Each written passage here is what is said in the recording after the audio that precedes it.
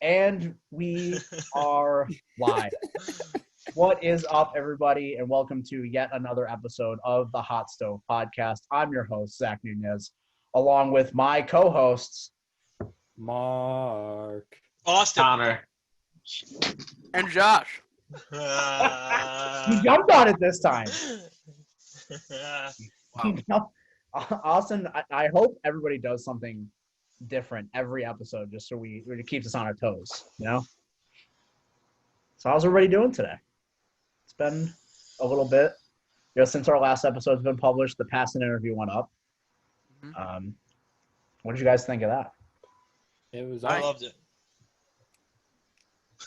I assume don't Connor wanna- didn't watch it. Yeah. Wow. Yeah, I assume Josh didn't watch it. How dare you? I watched it the moment I watched it in the chat. I commented on it. I know, I forgot about you commented on his hair. I forgot. My bad. I didn't And- really watch it. I listened to it. That's fine. I'll tell you, I'd have to comment on his blasphemy, his erroneous takes on the mediocrity of the NL Central. It is mediocre. Wow. It defines mediocre because if it was the regular playoff system, one team would have gotten in. 4 out of 8. What do you want me to say? 1 out of 4 out 5. of 8. We'll see. Anyways, I feel like this is a rather lukewarm take to have, so I'm just gonna. yeah, it's not a particularly hot take to say that a division that's just has a bunch of teams Best that division are in around baseball. 500 to be Okay. be mediocre. We're not even going to get into this argument that they're the best division in baseball. This is just stupid. I'll just end that with this. Stupid. Just because the NL Central doesn't have a massive gulf between good teams and bad teams, and they're all mediocre, doesn't make them good. The Cubs are good. The Cubs, I don't even know if they're good right now. I think they're Well, good, and that's all. We'll get into that with good. our predictions later. I don't know as if I think the Cubs are good. Anyways, before we start with any of the content, I'd like to say yes, we are all cognizant of the fact that there has been a minor COVID-19 outbreak in the NFL.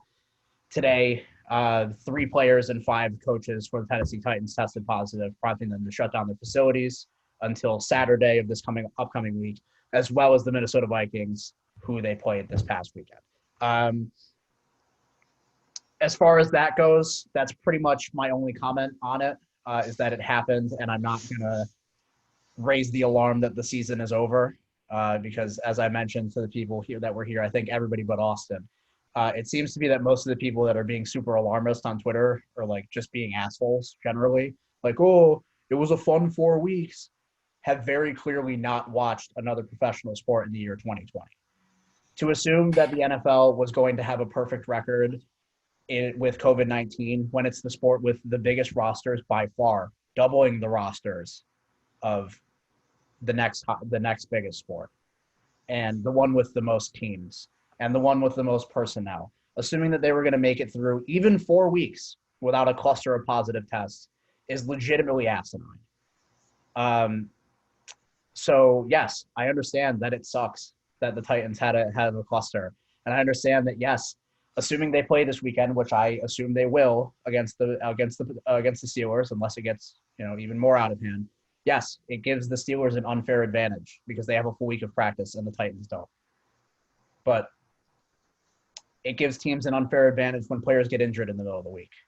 It gave teams an unfair advantage when the Cardinals missed 10 straight days and Jack Flaherty wasn't fully stretched out until the last week of the season. Sports in 2020 are weird. You can't expect it to have a perfect record. And honestly, I think we're glad at this point that it's only been 1 team and it's only been 9 total positive tests to this point.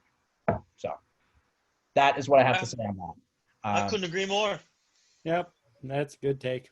We will move on from there, and we will get into a quick first an update about the Hot Stove FanDuel contest that Connor will be making his picks for again this week at the end of the episode when we read our lineups. But just an update.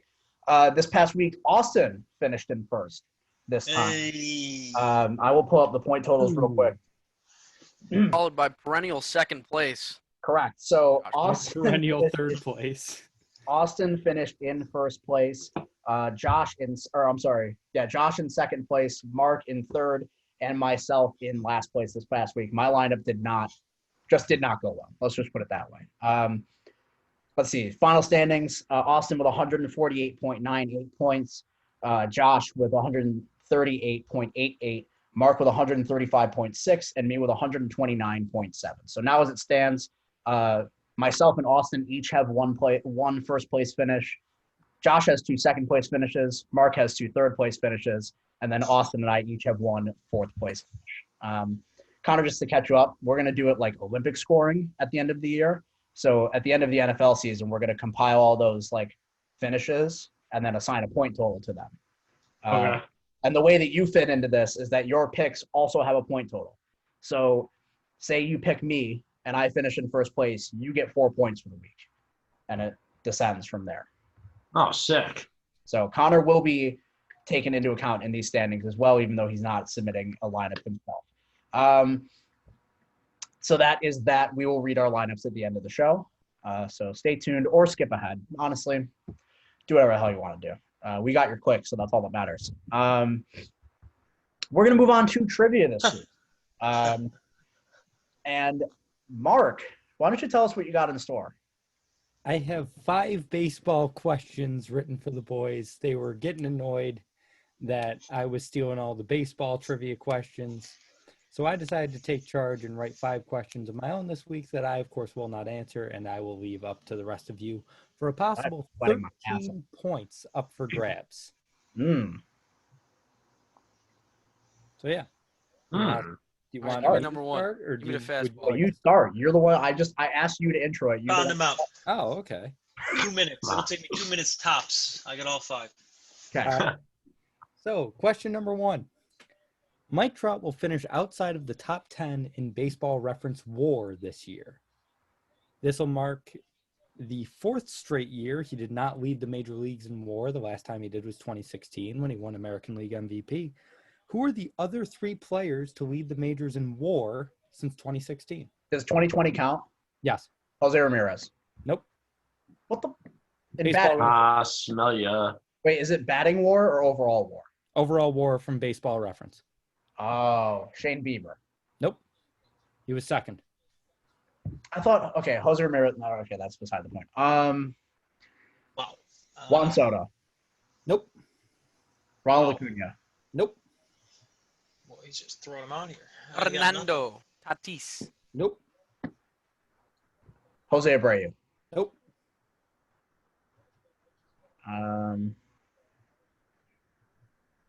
I'm also throwing out answers for any of the last 3 years. Yeah, So, and so Okay. far none of these have been right. okay. Francisco Lindor. No. Specifically AL or overall? Major League. I assume Mookie Betts. Yes. Twice. 2020, 2018. Okay. Yelich. Nope. Bellinger last year. Yes. Okay. Oh my God. So Nunez. We're looking at the 2017 WAR leader, 2017 WAR leader. Altuve. No. Really? This one's Stanton? Was it this Stanton? one is the toughest one. It was not Stanton. Stanton Verlander. won the national. Joey Votto. Joey Votto. It was Joey Votto. Fuck me. Oh. Whoa. That's a sweep for your boy. Come on now. There's your red leg, Josh. We're cutting that. Hey, he got screwed. He got screwed that year. He did. He should have won MVP. You know who got screwed more? Nolan Arenado. We're not about to have that conversation. That's fair. That's fair. All All right. This Anyways. next one. That's 3 points for me. That is 3 points for Nunez. His first 3 points of the season. Look at that. Yeah, I was just thinking of MVPs. So So was this that. next one is there are 5 answers to the question, but I'm only looking for 3. Because 3 of them are in the Hall of Fame. If you guess one of the other 2, it's worth 2 points because you will never guess one of the other 2. Oh. There are 5 catchers in Major League Baseball history to hit 40 home runs in the season, and 3 of them are in the Baseball Hall of Fame. And who are those 3? Fudge. No. What did you say, don't- Zach? I don't know any good catchers. So Also don't know any good catchers. it's what the hell is this? Mike Piazza? Is he one? Yes. Uh, He did it 2 or 3 times. Is he the 40 one? homers. Is he in the Hall of Fame? Yes. Okay. Good answer. I don't know. Can This you seems like can you give decades for any of the answers? Yeah. I also forgot that one of you should get this one. Should get one of these answers as well. Jorge Posada. No. Gary Yogi. Sanchez. No. Seems like a lot for them to hit. Gary Sanchez is my inspiration for this question, though, because I saw an old article today that said, will Gary Sanchez hit 40 home runs? And it made me laugh out loud. He could if he can get his batting average above 200. If he could get his batting average above 160. So, can I just ask what the question is again? Oh, Catchers, Connor, it's catchers in Major League history that have hit 40 or more home runs in a season. I'm going to go with Pudge. No, That that was was already already done. said. already been said. God damn it! I mean, what are we talking about here? Sorry. I was taking a quiz that I forgot to take yesterday. No, you're good. Oh, my gosh. You're good. Connor is allowed to take a quiz during the baseball questions. It's okay. I should be taking a quiz during the baseball questions. So, do you guys... Wade Boggs. Wade Boggs was I know a he wasn't a third catcher. baseman I know he wasn't a catcher. who never hit more than 10 home runs in a year. Joe Mauer, No, not Joe Mauer. not the Hall of Posey. Famer. I'm kidding. He didn't do it either. Well, two of these guys aren't, like, the two bonus ones are not Hall of Famers. Salvador Perez. No. No. Okay, You again, can you give me decades for these players? One of them played in the 70s. One of them played in the 40s. Wow. Johnny Bench. Johnny Bench. There you go. I did know that. Come He did answer on! for a previous trivia question that I've had, not on the show, but a different Hit one. me. 45 home runs, the major league record by a catcher. I did know that. Damn it. That's my boy. And the other one played in the 40s. Oh, jeez. No, Ted yeah. Williams.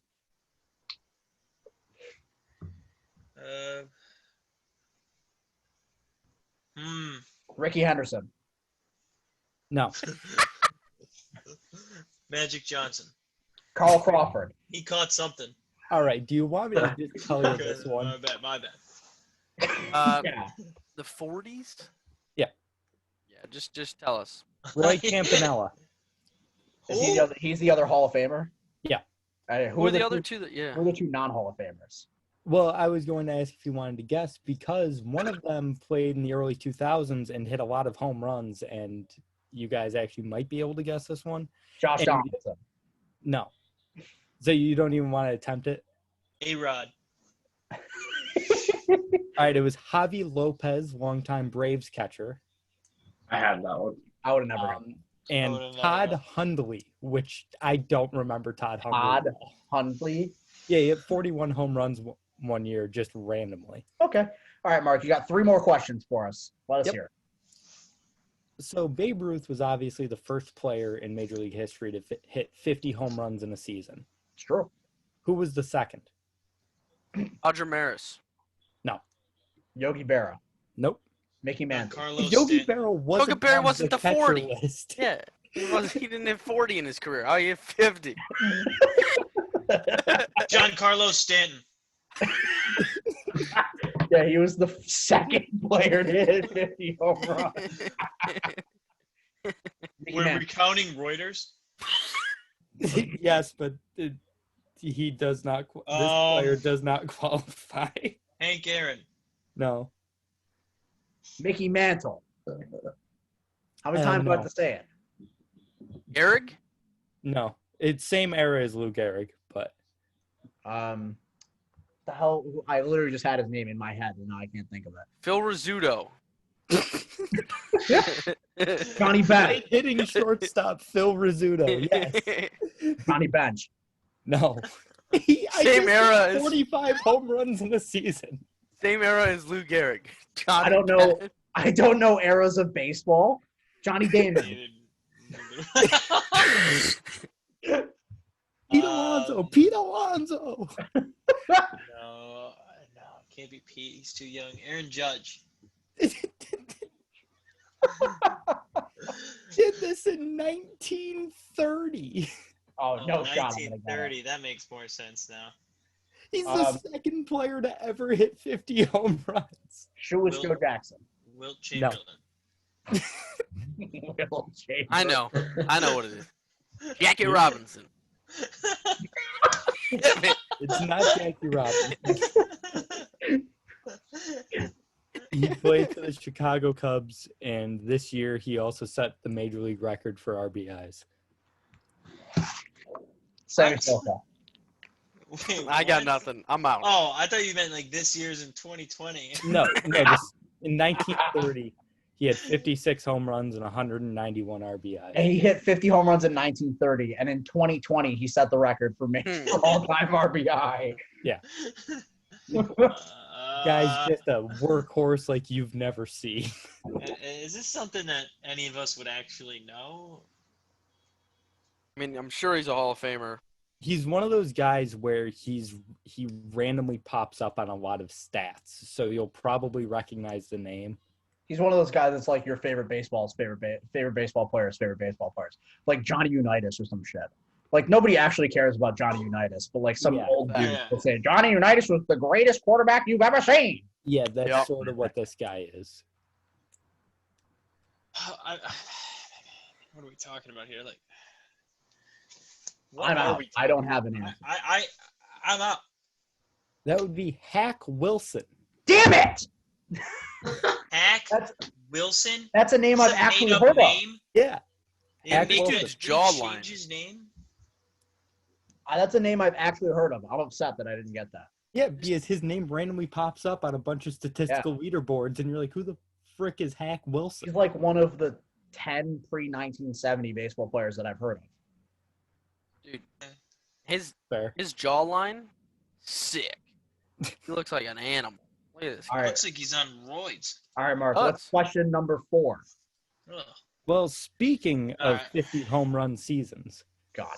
someone who hit 50 home runs in 1995 was Albert Bell, who that year hit 317 with a 401 on base, a 690 slugging percentage with 52 doubles, 50 home runs, and 126 RBIs. Good enough for him to finish second place in American League MVP voting. Who won? In what year? 95. 1995. Ken Griffey Jr. No.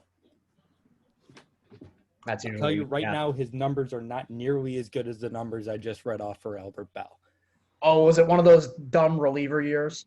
No, it was not a reliever. He was a position player. Okay. So he's just got to have a stupid high name recognition, though. Is what it sounds like. Not nowadays. Oh. Back in the day, yeah. But Wow. This is a tough one. 95. Craig Biggio. no. Okay. I figured it was worth a shot. No, Darryl he was not in the Strawberry. Hall of Fame. No, not Darryl Was Strawberry. he a National Leaguer? Yes. Well, he played for the Yankees in 95. Lance Berkman. No, not Lance Berkman. I like that guess, though, because I'm a big Lance Berkman guy. I'm bad. I'm You bad said with. Craig Biggio, and I just started thinking. I just got the whole thing in my head now. I don't know. Bagwell. I'm bad at pre-2000s MLB trivia, so I'm just not gonna get it. I agree with that. Sammy A-Rod. Sosa, Cole Crawford. Coco Crisp. No. Mark McGuire, No. That's a good guess. That is a good also guess. a National Leaguer. No, in 95, he was playing for the A's, my friend. I'll Oh, give you. look at I'll me. give you a National Leaguer. Sammy Sosa. That was already guessed, and no. All right, Mark. You've stumped us again. What do we got? Connor, Congrats. No, I do not. Alex Rodriguez. No. You said Mark McGuire did finish 16th in MVP voting that year. So at least Cool. you've so far gotten Oh one wait, can I guy. guess? Can I guess the one guy Josh always guesses? Alfonso Soriano. No. Wait. Bernie Williams. Wait. Vlad Guerrero Paul O'Neill. Sr. No, it was not Vladimir Guerrero Sr. Barry Bonds. No, it was not Barry Bonds. That's Fun usually a good Paul guess. O'Neill. It was not Paul O'Neill, but... Oh wait. Larry Walker. No. These are all guys that played in the National League. I thought you were asking for a National League player. No, American League MVP. Oh, okay. Well, Wait. I'll tell you, I knew it was AL, and I had no clue. So Josh, just letting you know, Barry Larkin won the National League MVP that year. Hey. Oh, Even that makes though a I lot had of no sense. idea what league we were talking about, I still don't have an answer. So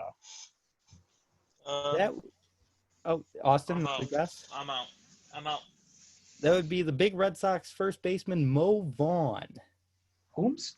Mo Vaughn. Who? Connor, you heard of this guy? Oh, Vaughn?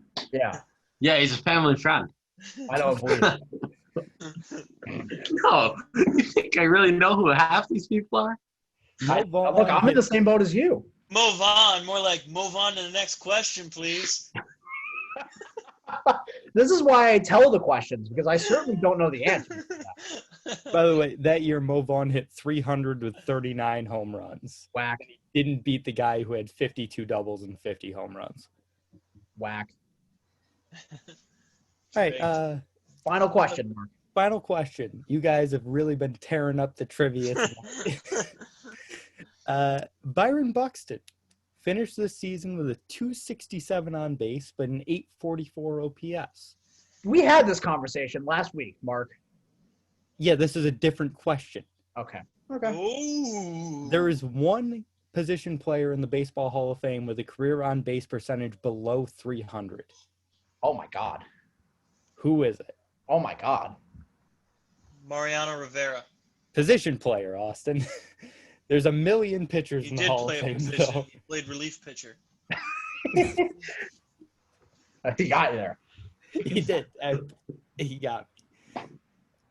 Shohei Ohtani. He's not in the Hall of Fame. Yet. Lance Berkman. Not in the Hall of Fame. Hall of Famer again. Can you repeat it? Hall of Famer only Hall of Famer with an on-base percentage below 300. So he was He's a Doogie position player. Cheeks. Yes, he was Jason that. Giambi. So what you're telling me is that he played in like 1910. Otherwise, people would know that he's not good. No, he played in the 60s. What? 60s. Am I supposed Roger to know Maris. 60s, please? No, not Roger Maris. He's not in the Hall of Fame. What? Why not? I feel like he Yeah. should. No, he shouldn't be. Really? Yeah, he had like 230 home runs in his career, and 60 of them came in. Didn't he win a one year. batting title and a Triple Crown? No, Roger Maris did not win the Triple Crown. I don't believe.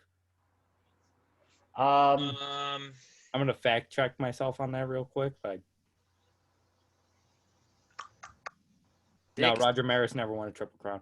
Roger Maris' career 260 hitter with 275 home runs. Darryl Strawberry. Nope, this before 60. Darryl Strawberry, and he's also not in the Hall of Fame.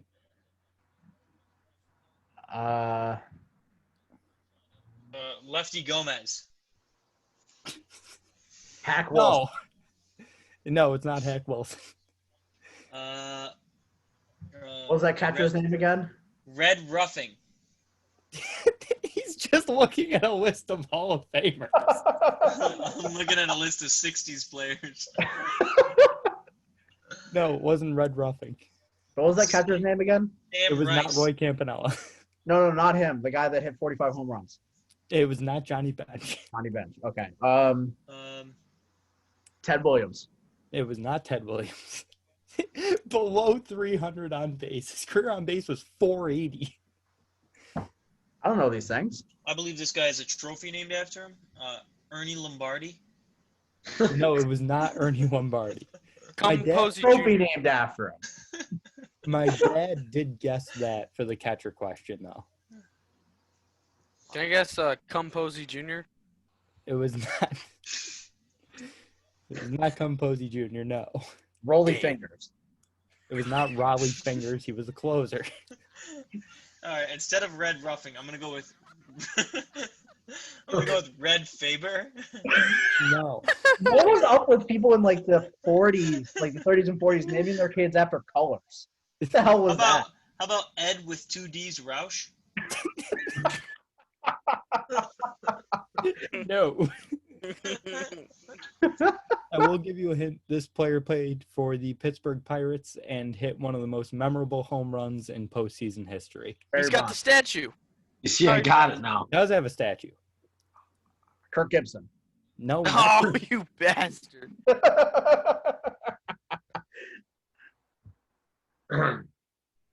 Get He's Garrett got the Cole. statue. You say Garrett Cole. Connor, you got your thinking brain on? No, sir, I do not. Oh, I honestly thought you were thinking about an answer there. No. Wait. Mark, No. was he he didn't happen to die in a famous plane crash, did It was he? not Roberto Clemente. Oh, okay. Not even a little bit. I They assume did Roberto play Clemente was together, better I believe, considering so. there's a whole day named after him in the MLB. So, Bob Skinner. No, it was not Bob Skinner. Dick Stewart. No. Fuck Th- is that guy's name? This player Whoa. did Ah, play sorry- with oh, Roberto. sorry. language. Smokey Burgess. No. These names suck. Vern They- Law. No. All right, we'll So each get tough. one more guess, and then A Mark one- gets No, up I again. could sit here and listen to Austin say. Well, random we have an names. actual show to have, so I don't know if we can do that. And I also have trivia questions. I could do this. One more guess, and I got this. We'll have just a trivia episode. That might be the next episode of After Dark. Ooh. As a trivia, Yeah, as a just a trivia. trivia episode. show. Count me out. Everyone Bring a brings 10 couple. trivia questions. I like that. We'll I be like here it. for 3 hours. All right. My All right, Mark. last guess is going to be Dick Groat. It was not Dick Groat. Legendary multi-sport athlete Dick Groat. That was why I guessed him. All right, Mark, I'm gonna give you one answer. Mm-hmm. Okay. When was this guy inducted into the Hall of Fame? Give me a decade. Ooh. I have Oh, yes. to Is it find out cheating to when he look was up the inducted into the statue Hall of name? Fame. Yes. All right, Yeah. I can't answer. Because I assume his name I- was the statue. I know the answer now. Yeah, that I can't. I didn't can't. I didn't look it up how you looked it up. I now know the answer He was inducted into the by Hall guessing of Fame. every other player on this team. He was inducted into the Hall of Fame in 2001 via the Veterans Committee. So Okay. he was not a writer's ballot guy because he Okay. stunk. Okay. I love stinking it up. Okay. Yeah, Okay. I got it. I got it. No, you don't. Yep. He's certainly looking it up, and at this point, I don't care. Someone just get the question right. I didn't look it up. But I figured it out. I Dave did look it Whitfield. up. No. Did you say Dave Honus Winfield? Wagner. No, not No, James it's Wagner. Bill Mazurowski. It's Bill Mazeroski. God damn it, he was the Mazeroski. first name on this list. I went to the Baseball Hall's website and just looked at the 2001. I went inductees. to the stats of Game 7 of the World Series in 1960 and saw That's that he it. hit a home He had a run. walk-off home run in Game 7 of the World Series to beat the Yankees. Well, there you go. Mark, those were great trivia questions. Well, we really put a solid effort in on those ones. In Really total, stumped me. of the 13 possible points, we got 5. Yeah, I one. got, You, and I you got got 4, 4, and Josh got Josh 1. got 1. So, You know, I will give Austin a half a point for looking at the box score of Game 7 of the 60 Okay. World Series to get Bill Mazeroski. all right, Austin got half a point. Let's So- go! I have 3 trivia questions of my own. Each of them only have one answer, and 2 of them should be at least a little bit easier than those baseball questions. We're going to start with a couple of NFL questions that I have. I got 2 NFL questions and 1 baseball question for you. So, as of right now, through week 3, I think we can say that we would agree that Russell Wilson is the MVP of the NFL so far through 3 weeks, right? I would agree. I don't I want would reckon. Okay, so he would be the first MVP shorter than 6 foot since who? Drew Brees. No. He's never won an MVP. Who was the last MVP shorter than 6 foot tall? Shorter than 6 feet tall.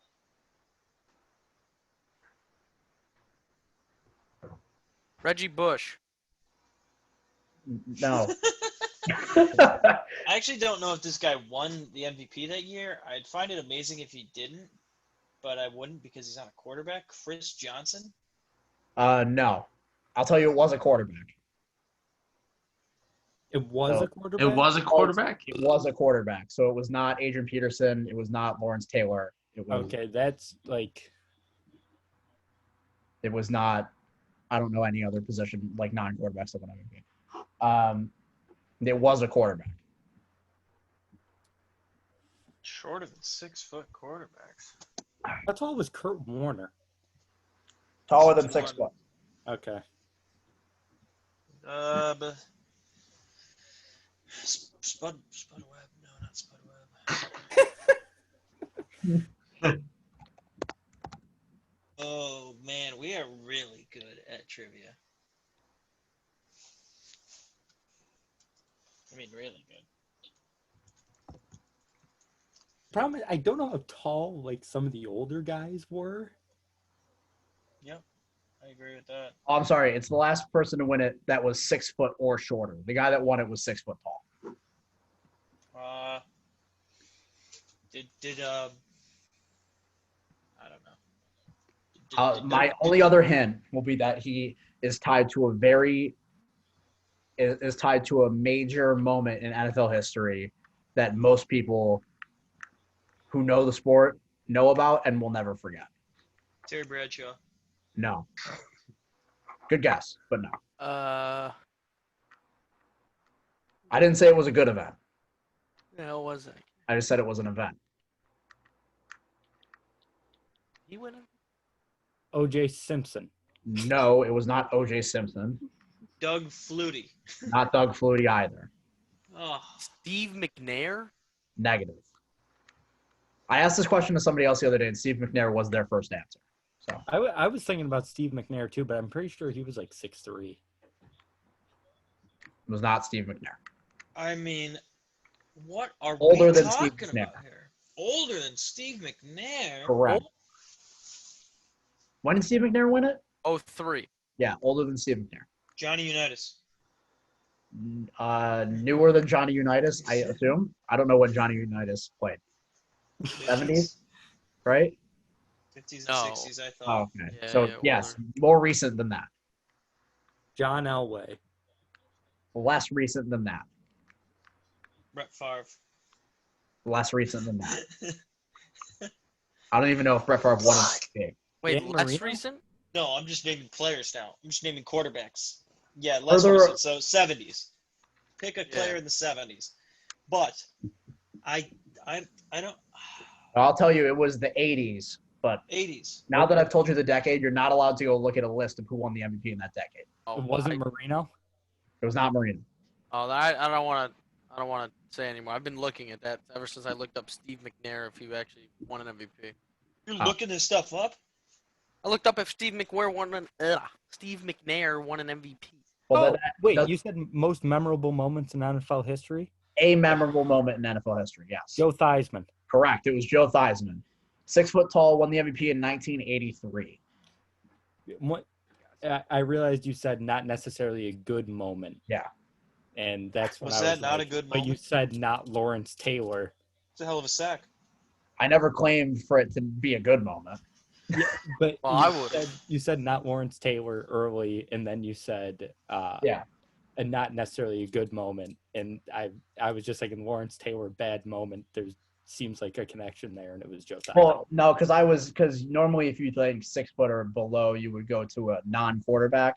Yeah. So I was just knocking off the non-quarterbacks in my head who didn't win before. Those were completely unrelated statements. I didn't mean to foreshadow that. Yeah. But it worked. All right, so we will go to the baseball question because the football question will, segue us back into our NFL conversation. Actually, we're not even having an NFL conversation because we're going into the baseball playoffs. So never mind. Next NFL question. We're going to try to move quickly on these because I feel like we're already like 45 minutes in. Eric Fisher on Monday Night Football this week. He's a former number 1 overall pick. Keyshawn Johnson. You're supposed to wait until I finish the question. I'm inside your brain, dude. Give me Good triple job. points. You read Adam Schefter's Twitter. Yeah, give me triple points. I knew the question and the answer. No points. You What? get no points. There's I knew definitely both. no points for Well, that to be question. fair, last time Josh answered before I finished the question, we gave him a half a point. No, And he knew the specifically told question. me- But this time he knew the question. Didn't so yeah, even no- say half the question. Eric There should Fisher is be the no first. points. Eric Fisher is the first. So we're not even doing a question. I'm just going to list this fact. It's a fun fact about Monday night.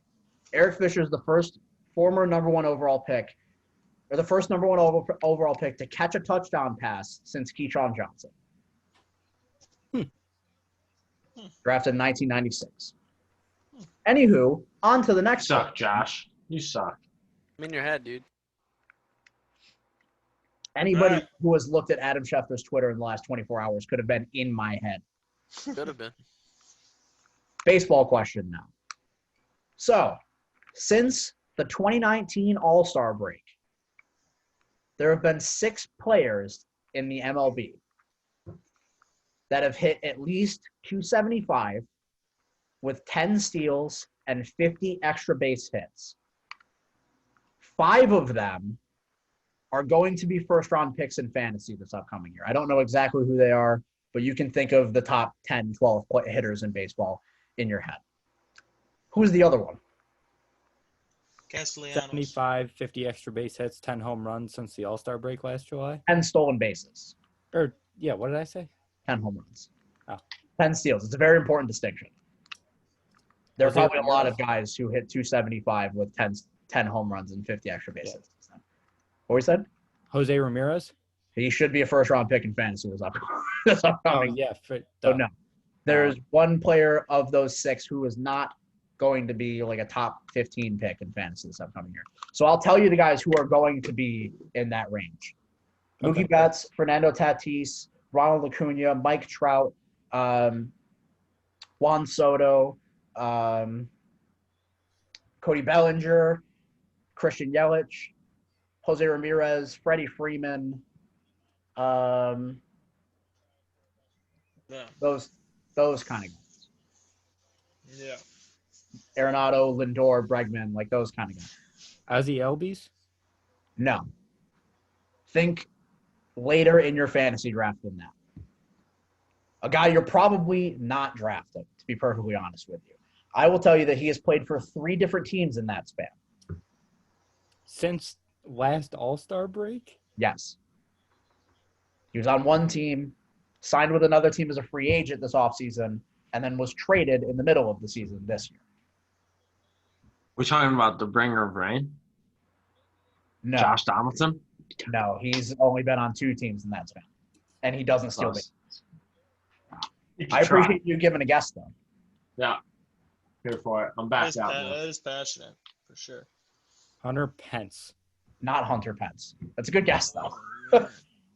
I'm not even. Or no, Also- he was only on 2 teams. Yeah. He hit 308 this year in 2020.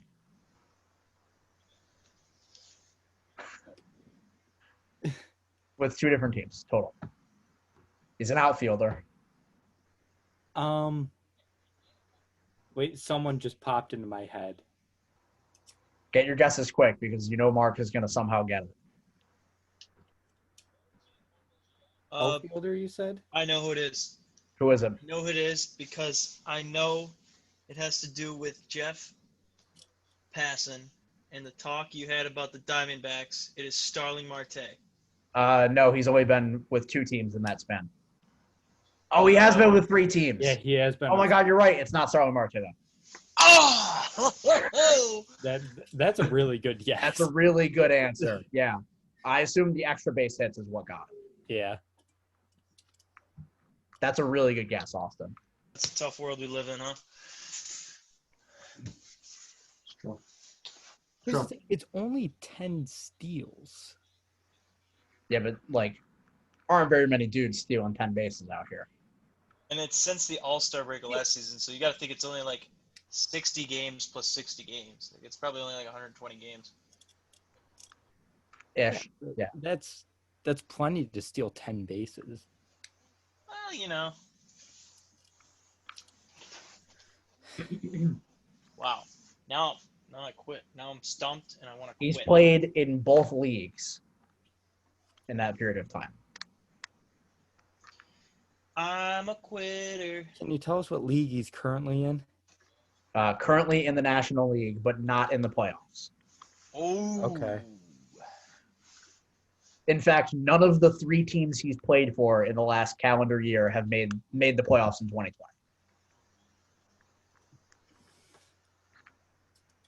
Wow. I had a couple ideas and they have now been squandered.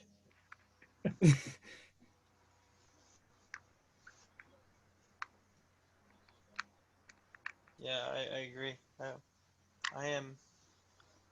I could get really specific with the hints, but it will surely give it away. What's that? I'll just say it. He was connected to one of our favorite teams. Now you got to remember that there are 4 different favorite teams in this. Yankees, Red Sox, Tigers, Reds. Correct. Cameron Maben? No, but that's a good guess. That's a really good guess. I believe he's only played for 2 teams. Oh no, he got traded at the deadline this year, didn't he? Yeah, he did. Oh, but he Yeah. was playing for the Cubs, so. Yeah.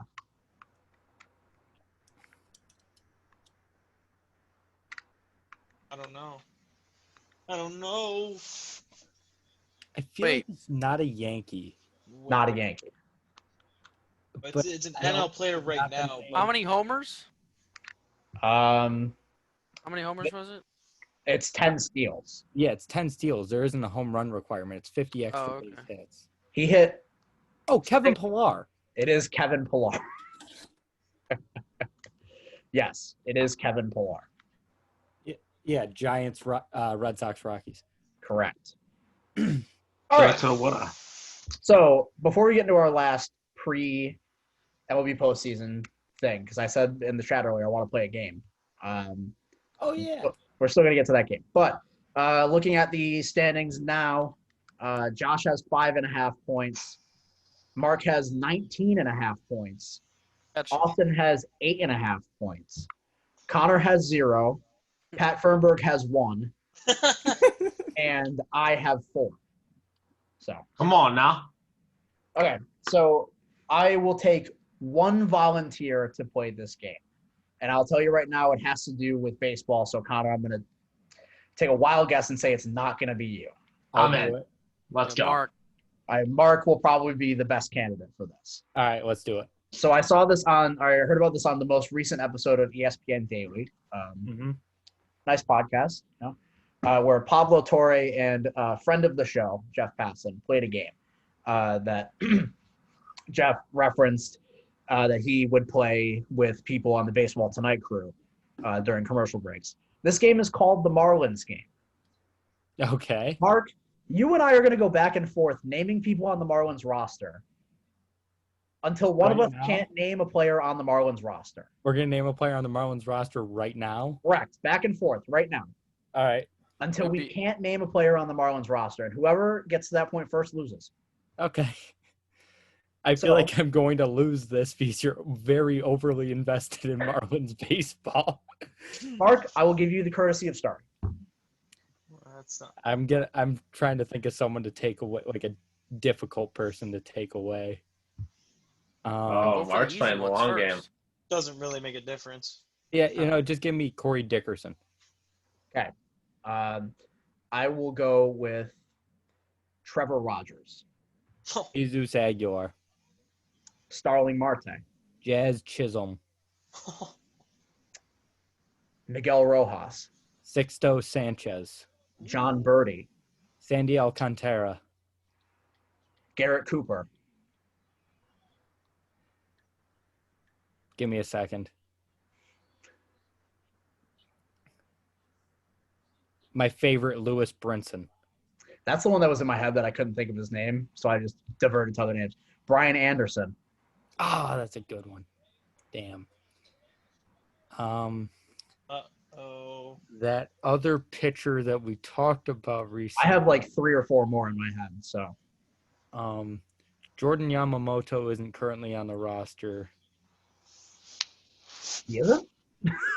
I didn't know that. Is he? All right, then Jordan Yamamoto. I will take that as an acceptable answer because I thought he was. Pablo Lopez. Brandon Kinsler. Jorge Pablo Alfaro. Lopez was the one I was trying to think of. Jorge Alfaro. Oof. Oh yeah, I thought of him, and I was thinking, I'm an idiot. I really just thought he went to the Phillies in the JT Realmuto trade. That's why I didn't say him. I just had the trade completely mixed up. Negative. Because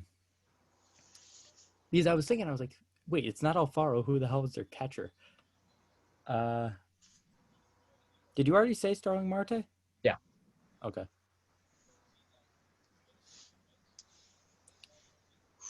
We're running down to bench players and bullpen here. So Yeah, that's Ryan Stanek? yeah, that's one. Francisco Cervelli. Oh, damn. Wow. Oh man, Not allowed to Francisco. play anymore.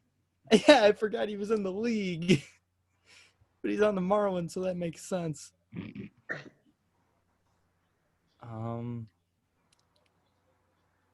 God. I am struggling. I'm not giving up yet. And by the way, Matt Kemp doesn't count. He signed a minor league deal with them. Yeah, but he's on the Rockies now anyway. Yeah, I forgot about that as I was saying. I remember that as I was saying. You got the funny last name, Brad Boxberger. Wow. I mean, what are we talking about here?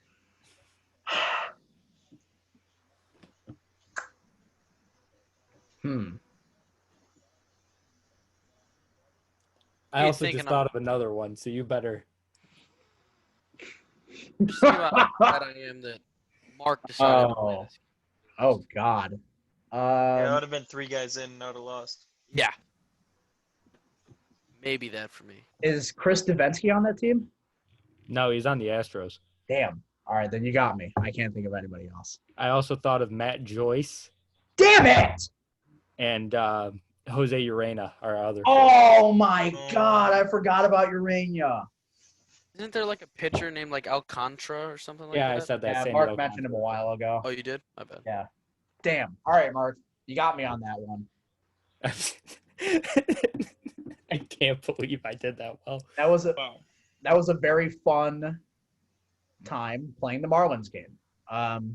We will surely return to that game format at some point with a different roster. So I think we should do a, like we were talking about earlier, famous Cincinnati Red Matt Kemp. Yes. We should do a game like that. or how many, like what teams he's played on? Or no, just like thinking of the most obscure random teams that the guy has played for. Well, Like I can't do that. shots on the Marlins. I Or can't do that. I can't do that for baseball. I can do that for basketball.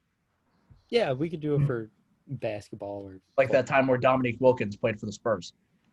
Yeah. That is true. Or like that time Paul Pierce played for the Wizards.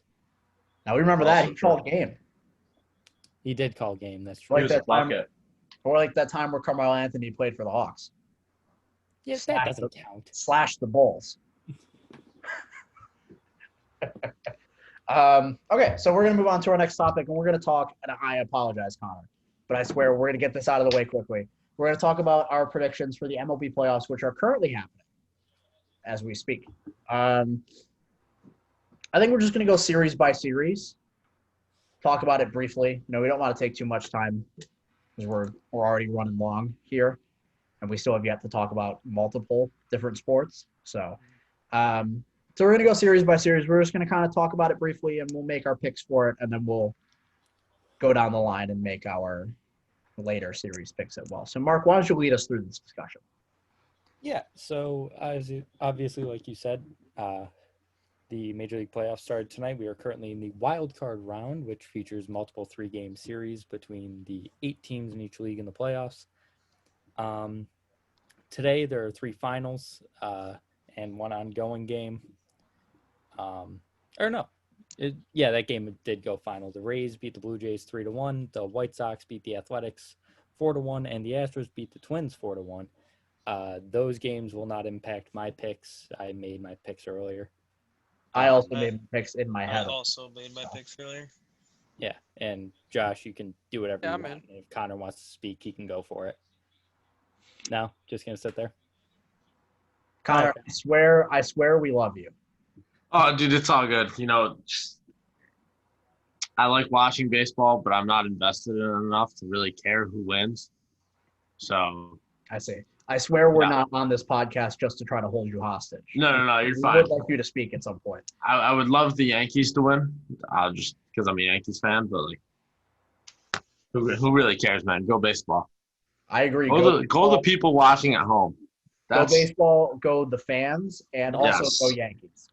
That's what I Yes. would say. Ooh. No. Hey, put yourself on video, Austin. Shut your mouth. Twitter Coward. fingers. Austin's got Twitter fingers right now. So let's start with the American League, since the American League is what started today. I've got the Indians beating the Yankees. How about you guys? I have the Indians beating the Yankees as well. I also do, but obviously, like I said, this was done before. Yeah, Tonight. it's not looking Right. This was done After- before tonight. My contingency plan on that series was whoever wins game 1 for me. Bieber is still in the game, by the way. Yeah. He's 100 pitches in, 4 2/3, and he's allowed 5 runs. What's the score? Oh, it's 5. So, oh. 5 to 2. All right, I had the Yanks winning because I'm What are they leaving him in? not as divested. Just to finish the inning, I guess. I don't know. Yeah. Bats get hot. Rays, Blue Jays. I think we all have the Rays. Look, I would love the Blue Jays I to also win that agree, series, but I don't see it happening. I mean, what scares me the most is when the Rays run into a rotation. And I know they were the best team in the American League, right? But they don't. To me, at least, their lineup doesn't have any guys that can carry an offense. You know what I mean? Brandon Lau's the closest thing. Yankees just hit another home run at 7 to 2. Yep. Good thing they left Shane Bieber in. Yeah, that's tough. Right? So I mean, I don't want to say when they run into good pitching, because I mean, they beat up on the teams that they were supposed to beat up on. I know but they weren't. you don't have to tell me twice. I'm literally never a team to criticize, or I'm never a guy to criticize a team for what schedule they play. They don't come up with that schedule unless it's college football, and then I'll make fun of it for being a joke because it is. Mhm. But I don't know. If they play the winner of this series, this Yankees-Indians series, right? Mhm. If they play the Indians, you're telling me that lineup is going to beat Bieber, Carrasco, and Plesac? It's tough to see, but I don't hate their offense. Brandon Lau is a really good hitter. There's a lot of guys that can do a lot of things well. Yandy Diaz can play Is baseball. Austin Meadows still hurt? Yandy Diaz can play baseball. Austin Meadows might still be hurt, but he was up. He was Como se dice? the cheeks. I had him on my He was fantasy cheeks. team. I do Yeah. know that, but Yeah. just So, I don't know. I will take the Rays to win the series. But I'm not as confident in Tampa Bay as a lot of people seem to be. The Twins. Wait, I didn't hear Austin. I didn't hear Austin talk about that. Oh, I have the Rays winning this series as well. Better teams win baseball games. Fair enough. Twins Astros. I had the Twins. I had the Astros winning. I had the Twins. I'm a firm believer that the Minnesota Twins are cursed. Yep. Are either A, cursed, or B, just not good at playoff baseball. Is their coach's first name Dan and last name Quinn? No, they're It is not Dan Quinn. Baldelli. Well, I kind of thought it was Dan Quinn after what I watched today. Yeah. I mean, yeah, today only gives me more credence, in my opinion, that the Astros will win this series. Yeah, they didn't look good today. Now, I will say the Astros become very suspect if they get out of the series and, again, play a team that has, I was literally about to say a team that has a better lineup, but then I realized they're playing the Twins. Yeah, a team that does, in fact, have a better lineup. Because the Astros pitching is very sus right now. Very, very sus. It did its job today. Yeah, I mean, it did. It did, but it also used two of their better pitchers. So it's Yeah, I still don't don't get it. understand throwing out Framber Valdez in relief. yeah, that one well, they confused got me. him to win. Yeah. Yeah, but be I fair. feel like, and yeah, I mean, it worked. So I feel like your goal is to get multiple wins, though. So when you want to, he's clearly the second best pitcher on the team, and he's been going like 8 innings Mhm. regularly, 7, 8 innings. So, like when you want to put him in game 2, Maybe he comes in relief game 3. I Maybe guess guy's just a different breed. maybe Yeah, he could. Maybe. How many innings did he pitch went tonight? 5 today, didn't He he? pitched- 5. 5. Yeah, 5, and he threw like 80 pitches though. Yeah, so I think that rules him out for the rest of the series unless he does like one or like an inning in game 3 Yeah. if they need him. but I would have I had the Astros winning as of earlier today. Okay, I had the Yeah. Twins. And I the Twins as well. I thought the Twins were finally going to break free. It's not looking like they're gonna at this point. Imagine being the Why Minnesota not? Twins and winning a playoff game. Couldn't be And me. then the most fun series, in my opinion, in this side of the bracket is the White Sox and the Athletics. Oh, I took the White Sox in this series I also took the White Took Sox. the White Sox as well. because not only are the A's hurting going into the series, but they also had the fortune of beating up on possibly the worst division in the American League. And starting left-handed pitchers. Correct. That's the thing. 2 of their 3 starters are left-handed, and as I brought it up in our chat earlier today, going into the playoffs, the White Sox hit .375 against left-handed pitchers this season. So when Jesus Luzardo and Sean Manaea are arguably your 2 best pitchers, that's not a recipe for Yeah, good. they went 14-0. Correct. Starting lefties. That's So pretty insanity. I will take the White Sox. And it helps when you also have Lucas Giolito and Dallas Keuchel. Yeah. Yeah. I think if Giolito pitches like he did today, that's a scary team. It is. They are a scary team. They're a very scary team, especially as a 7 seed. They're gonna. A 1 seed like a week ago. Yeah, I know. That was my big pause when it came to coming into the playoffs with the White Sox because they were dreadful down the stretch. Yeah, they weren't good, but I don't know. There's just this team. If everything's working, I think they're the best team in the American League when everything's working. I think they have the best lineup. I think their pitching's good enough. I don't hate that assertion. Yeah, I think their bullpen's good. I don't think that that's Krachik guy is not insane. crazy to say, to be honest. Moving over to the National League, we have the Reds and the Braves. I have the Reds. I also have the Reds winning this series. Josh, have, I assume you have the The Reds. Braves. What gives me pause is what Austin brought up earlier. And it's not just the Reds. I don't know if you saw the stats today, but the 5 worst team batting averages in MLB history going into the playoffs were all in 2020. I did not see that. Yeah. Reds have like 1 player above 250 on their entire roster. The Reds Hitting above 250. the Reds hit 212 as a team this season. I think regardless of how good their pitching is, it's going to be harder to beat the Braves if you don't score 3-4 runs at least. I mean, And I'm, as I've said, maybe while we were live, but definitely beforehand, I'm a firm believer that just that talent wins out. Mm-hmm. And I think that even though they didn't perform like it, this Reds lineup is talented enough It's very talented. That's my thing. to compete with pretty much, I won't say any lineup because, the Dodgers exist, but a lot of lineups, let's say. Yeah, the Braves do not have the pitching to compete. They just don't.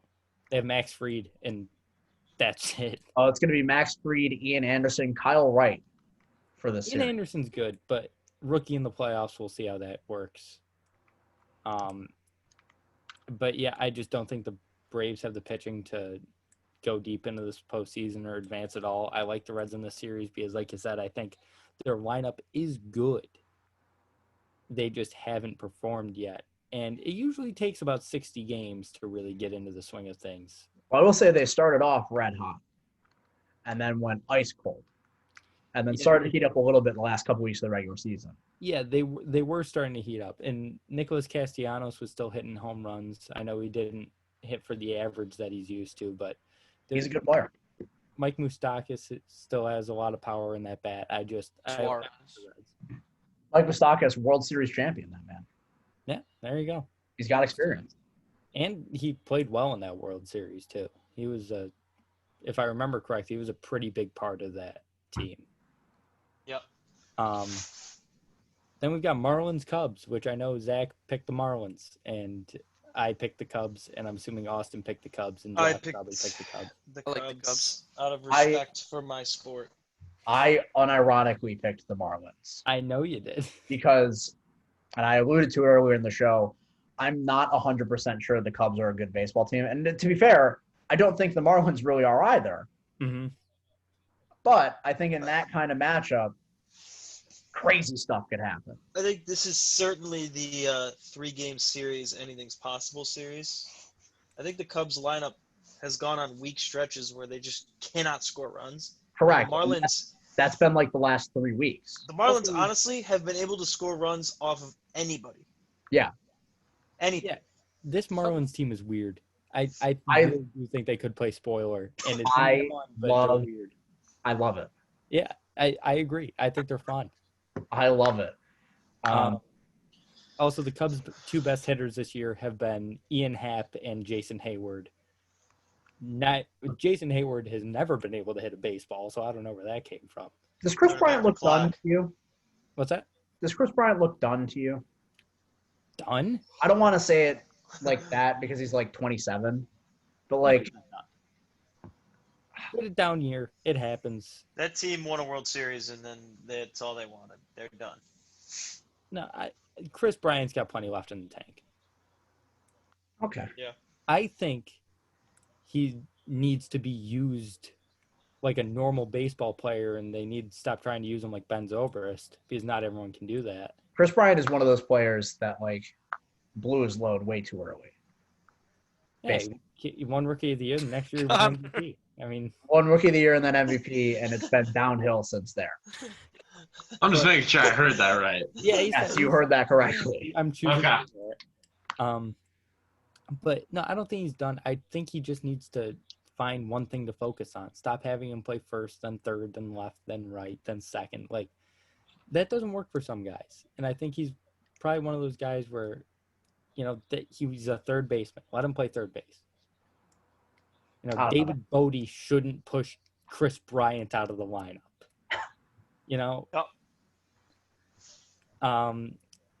Then we've got Padres Cardinals. The Padres are going to win that series. The Padres are going to trounce the Cardinals in that series. Trounce, I don't know, because if neither Clevenger or Lamet pitches, I still think the Padres are going to win that series handily. I have the Padres winning it as well. Troy.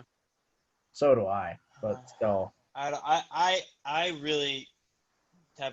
There's not a series that I think is easy because of 3-game series. There's not a single series I think is gonna be dominated. That's fair. except the Yankees right now. Yeah, the Yankees are gonna. The Indians are quitting tonight. But so yeah, that one's easy. And no one picked the Brewers, right? Absolutely not. That's a series that's going to be dominant. Yeah, the Dodgers.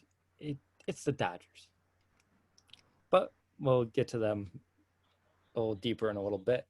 So then we've got the winner of this series, Yankees Indians, going up against the Rays and the Blue Jays. So for me, that would be the Indians and the Rays, and I took the Rays. I had Indians Rays. And it's getting harder and harder to make these predictions, knowing what I'm seeing on my TV right now. Yeah. Yep. So we're just gonna ignore it. Wait till you hear all mine. I would have taken the Indians over the Rays. I had Okay. Indians Rays as well, and I took the Indians to beat the Rays because think about a 5-game series with the MVP on the mound twice. That seems insane. Yeah, it's very fair, except for the fact that he just got shelled. I'm sorry, the Cy Young. I'm sorry, the Cy Young winner on the mound twice, and the MVP also in the lineup. Jose Ramirez is not going to win the MVP. No, I think Bieber wins MVP. I think Jose Abreu wins MVP. Y'all are smoking that rock. Jose Ramirez is winning the MVP. So what? So what if I'm smoking rock? That's your Yeah, so prerogative. I don't recommend you do it, but you know. And then the other series for me would be White Sox Twins, and I have the White Sox. I would have White Sox Astros, and I would also take the White Sox. I have Twins White Sox, and I had a young team coming out with passion, too much passion, and losing to the Twins. The hell does too That much series. passion mean? They were going to come out, and show Yeah. their lack of experience in the playoffs. And that's what I predicted for them to burn out in the middle of the playoffs for no I reason. forgot. You guys are old heads, so young people can't win championships. So I just said today the team I would want to pitch for the most is the White Sox because they're electric. It was I'm really just saying- directed towards Josh. Josh doesn't like young people. But I No, do think that's a that fact. I do see a situation in which they get a little too cocky or confident at times, and it burns them. I think the Twins could win that series if we were playing regular season baseball, but we aren't. So, well, I had the Twins winning. So, All right, so first National League series for me, it would be Reds Cubs, a little NL Central matchup, and the Cubs would win. I got Reds Marlins, oh, and That's sorry, a that's gross just series. the disgusting. Marlins. I'm not the Marlins. Jesus, not the Marlins. The Reds would win that series. Dunya showing some I- heart out here. I had Braves really Cubs, and I had the Braves stomping the Cubs into the ground. That's bold. An extra component you Not got to think about with the even Cubs close is to that an extra component with the Cubs you got to think about. They handily have the worst bullpen of any playoff team. Their Best bullpen. Yeah, Has they been- do, don't they? ridiculously bad this year. Yeah, that's fair. Josh, who'd you have? I would have had it, Reds Cubs, and I think the Reds would have been able to sneak one. Red Legs. I don't think they're going the distance because they lose in the next round. But Yeah. Mhm. people at home, they're thinking it. Oh yeah, the Dodgers are going to the NLCS. Don't ask me a question about it. No, they're not. The Padres are. I also have the Dodgers beating the Padres because Yeah. the Dodgers are just a better team. And also, in they every get better facet of the wins game. championships. No, No, I'm not actually. I'm taking the Padres. Whack. I really think the Young Padres kids get it done. are gonna beat the Dodgers in the NLCS. You know why? Because Why is Dave that? Roberts can't get it done. Just I've can't. said it a trillion times that I don't trust Dave Roberts in the postseason. Yeah, and you I've been should- on record on this very show saying that. Yes, you What have, do you- and I'm Why do you agreeing think with you. I have the Twins beating Houston? You know who Houston's coach is? Dusty Baker, who also can't get it done in the postseason. That's why I didn't have Houston moving on. I can't support Dusty Baker and what he did to my boy Strasburg for all those years. Nonetheless, you have the Padres winning? I do. You confident in that?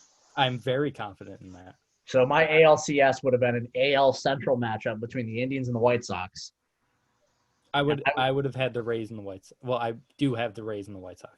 Mine is Indians Twins. That series is also gross. Josh, Oh, mine would have been Yankees Astros. and I would have taken the Indians to go to the World Series. Okay, I've seen that. Pick I had the Minnesota Twins. Also, you got to think, I'm making a bracket here to win money. Okay? Yeah. I'm not making a bracket here to just chalk it up. Dodgers, Rays, Dodgers win. But, yeah. So I had the Minnesota Twins coming out of the AL. I have the boys from Chi-Town. I have the White Sox going to the World Series, That's passion. beating the Rays because of the Rays That's lineup passion. going up against Giolito and Keuchel. And don't forget about my man Gio Gonzalez. There's no shot he's still on the White Sox. No, I don't think he is. And then NLCS for me was the Cubs and the Padres, and I took the Padres. I have a White Sox Padres World Series. What the hell? Josh and I had the same NLCS. We had Dodgers Red Legs, baby. Talk about young men getting it done, Zach. I mean, Mark over here, Mm-hmm. thinking these guys Yeah. create a revolution. I would go with the Dodgers. I would have Dodgers Indians. It's my World Series. Yeah. Dodgers Indians. Okay, that's I Dodgers. Padres White Sox. Yeah. Austin, how about you? World Series. My World Series, Braves, Twins. And the And MLB Josh, what was your World Series? Big Dodgers, Braves Yankees. Dodgers, Yankees. Oh, the MLB loves me. Oh yeah, they want it. Rob They Manfred. love Josh. They need it. Yeah. I'm an anti-pitcher guy this playoffs. So I think the best offense in the league gets it done this year. All right, that's You'll take the Atlanta Braves, Austin? Braves are beating the Twins in the World Series. wow. Okay. Well, at least one of those teams is, probably going to make I it mean, out of the first round. the thing is though, I could easily see the Reds winning that series in 2 games. That's why it's really hard for me to pick a World Series winner because I don't know. And certainly after today, you could easily see the Twins losing in 2 games. I didn't really care about the AL. I think all the AL teams are garbage, and whoever comes out of the NL is just going to stop them. So it didn't matter to me. With all of these picks that I've been, thrown in here and guessing in, I think tomorrow will be the first MLB game all season that I'll watch the entire 9-inning game. It's on at noon, so I got nothing but time. But I haven't sat down and watched an entire baseball game all season. Wow. That little passion I got for the craft. Yeah. I'll take the Dodgers in the World Series. Give me in my White Sox Padres World Series. Give me the Padres. I think the Padres are doing it this year. I think that Tatis, Machado, Hosmer, Lamet, Clevenger. How the hell do you bring up those 3 players and not bring up Will Myers, who's definitely been Will the Myers- best offensive player on that team? Yeah, Will Myers has had a great year. Because he's one of those, he sneaks under the radar with how good he's been this year. Not enough people are talking about how good he's been. Apparently not you either. I had completely forgotten because I just found out like 2 days ago that Roasted. it was a complete shock to me. I was like, wait, since when is he good at baseball again? The stud, Jake Cronenworth? Come on now. Oh yeah, Rookie of the Year. The Padres have a legitimate chance to sweep award season. What Cy Young Award winner would they have? Lamet. Oh, it certainly won't be him winning the award. No, but they have like he might be a finalist. He should be. But Trevor Bauer has something to say about winning the award. Oh, I agree I mean, that. Bauer, Darvish, and DeGrom will probably be all out of them. Yeah, I agree that he won't win the award. I'm just saying they have candidates for Rookie of the Year. They've got locked up. I think Cronenworth is going to win that pretty handily. Tatis for MVP is a very legitimate thing that could happen. Lamet might be a Cy Young finalist, and I don't see how Jace Tingler doesn't win Manager of the Year. I think it should be Don Mattingly, but that's just me. And again, that also wasn't ironic. I legitimately think it should be Don Mattingly. No, and that's a very good pick as well. It's just first time manager, young team, leading them to the playoffs. It's one of those things. The manager for the Pirates, I'd take him. Give Stick me around. Ron Renicky. Yeah, give me Ron Renicky. But yeah, the Padres I love their core. I think they're going to have a blast being in the postseason. Having the time of my life. They're just going to have a lot of fun, and they're going to be a fun team to watch, and I want them to go all the way, and I want them to win. I'm a Padres fan this You know who else is going to have a lot of fun in the playoffs? Fans, The Miami the people Marlins. watching at home. Them, but also the Miami Marlins. You want to know why? Because the Miami Marlins don't make playoffs for anything other than winning championships. I really thought they were going to be your World Series winner. Anyone who came into today not knowing the Braves were my World Series champion, it's just not that been was paying enough the attention. biggest assumption of all time. Saw that coming. I'm a Braves fan. I saw all of Austin's picks coming from a mile away. It wasn't Yeah. particularly difficult to figure out. Honestly, Offensive passion. I mean, they would all change after today. Specifically the Yankee one, which I literally wrote down on a piece of paper while I was filling this out. Whoever wins game 1. Mm-hmm. So, I don't know. So that's that. Those are Well, MLB playoff predictions. Our official playoff picks. Go Pods. So, Connor, I'm going to ask you to hop back into this one because now we're going to talk about everyone's favorite sporting event coming up this week. Well, starting this week, I should say. Game 1 of the NBA Finals is tomorrow night, baby. I'm ready for this. I'm excited. And I'm going to let you guys talk about the Heat-Lakers matchup. So I hate these two teams. break it down. Break it down. Tell me what you like. Tell me what you don't like. LeBron. I don't like anything. I don't So, like I any like- basketball. My favorite thing about this, let me give a prediction. And Austin, stop me if I'm wrong, because this is a prediction about you.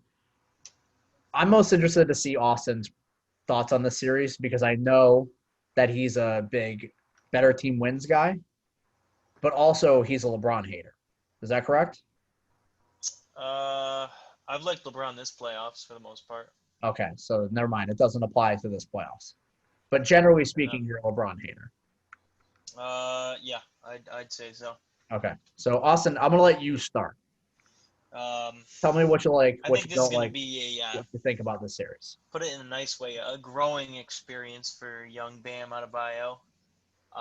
His offensive skill set has looked pretty simple. You know, it doesn't look like he has a lot of different ways to score at the basket. You know, the memes of him just spinning over and over again in some of those series. And against Anthony Davis in the paint and Dwight Howard, who looks shockingly very good at protecting the rim and getting rebounds. I think he's going to have a hard time scoring and even stretching the floor against Anthony Davis. I mean, Anthony Davis, as we know, could stretch the floor better than he can. So I think he's going to have a tough series. So I think it's going to come down to, you know, the Heat guards to really step up and really outplay the Laker guards, which I think they can do. Mm-hmm. But do I think Tyler Hero is going to out LeBron in the fourth quarter? Out Anthony Davis in the fourth quarter? No, probably not. I think it's one of those series that goes 4 or 5 games, but it's a close 4 or 5 games. It's not like the Lakers come out and stomp them. They come out and win a couple games by 5 or 6, and they win in probably 4 or 5 games like they have most of the playoffs. I don't think and this stop me if you think I'm being a homer. I don't think this Miami team, the way they're constructed, is capable of being blown out. No, I don't I think agree. so. I think they got grit. I don't think it's possible. And also, I would say conversely, on the other side of the Bam Adebayo thing, would you reckon, and I would you reckon that Bam Adebayo is the best defender that Anthony Davis has had to face so far this postseason?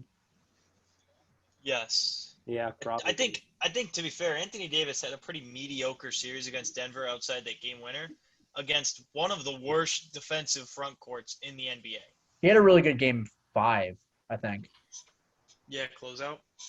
I believe so. It was either game 4 or game He 5. did have one Yeah. really big game. But for the most part, it was the LeBron show in that series, and that's a bad front court defensively for the Nuggets. So I don't know. It'll be interesting. I mean, it's also Anthony Davis's first finals. It's not like he's coming in here with all the experience in the world. So Yeah.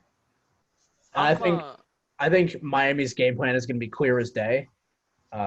It's going to be play that zone, protect the interior, and force the Lakers to hit outside shots, which they've shown they can't do. No, they're a bad shooting team. Yep. So, I think that's the game plan. Obviously, it's harder or it's easier said than done to do that. But no, it's just something to know. Yeah, that's all I was thinking about. Josh, what were you gonna say? I think 2 things stand out to me in this series. One is more technical and serious, and the other one's fun. The first one Here we go. is who's going to guard LeBron James? Probably Jimmy Butler, right? I think it would be pretty fair to assume that it's going to be a mixture of Jimmy Butler and Bam. Yeah. And Iggy. No, they're going to throw Iguodala on him a lot. Oh, Yeah. Iggy That's is going to be the fun, the little throwback there. Iggy on LeBron.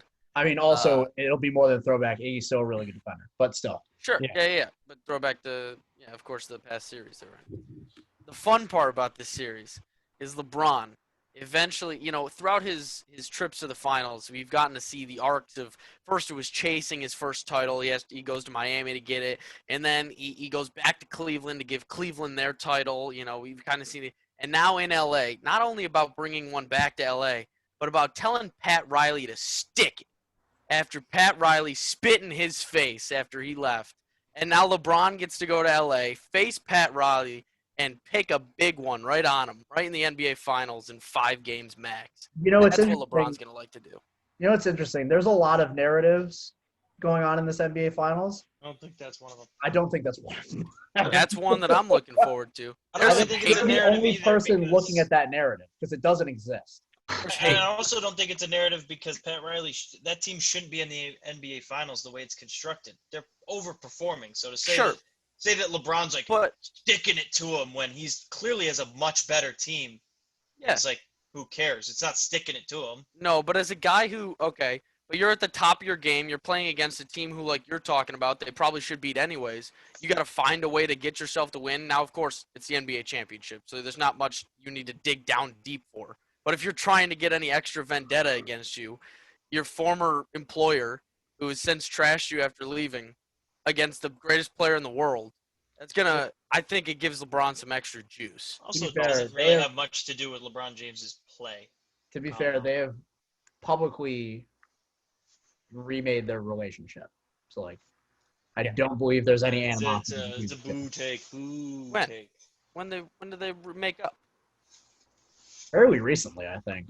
Because LeBron, the most recent I thought was when LeBron won it in Cleveland. He texted him and he just never responded.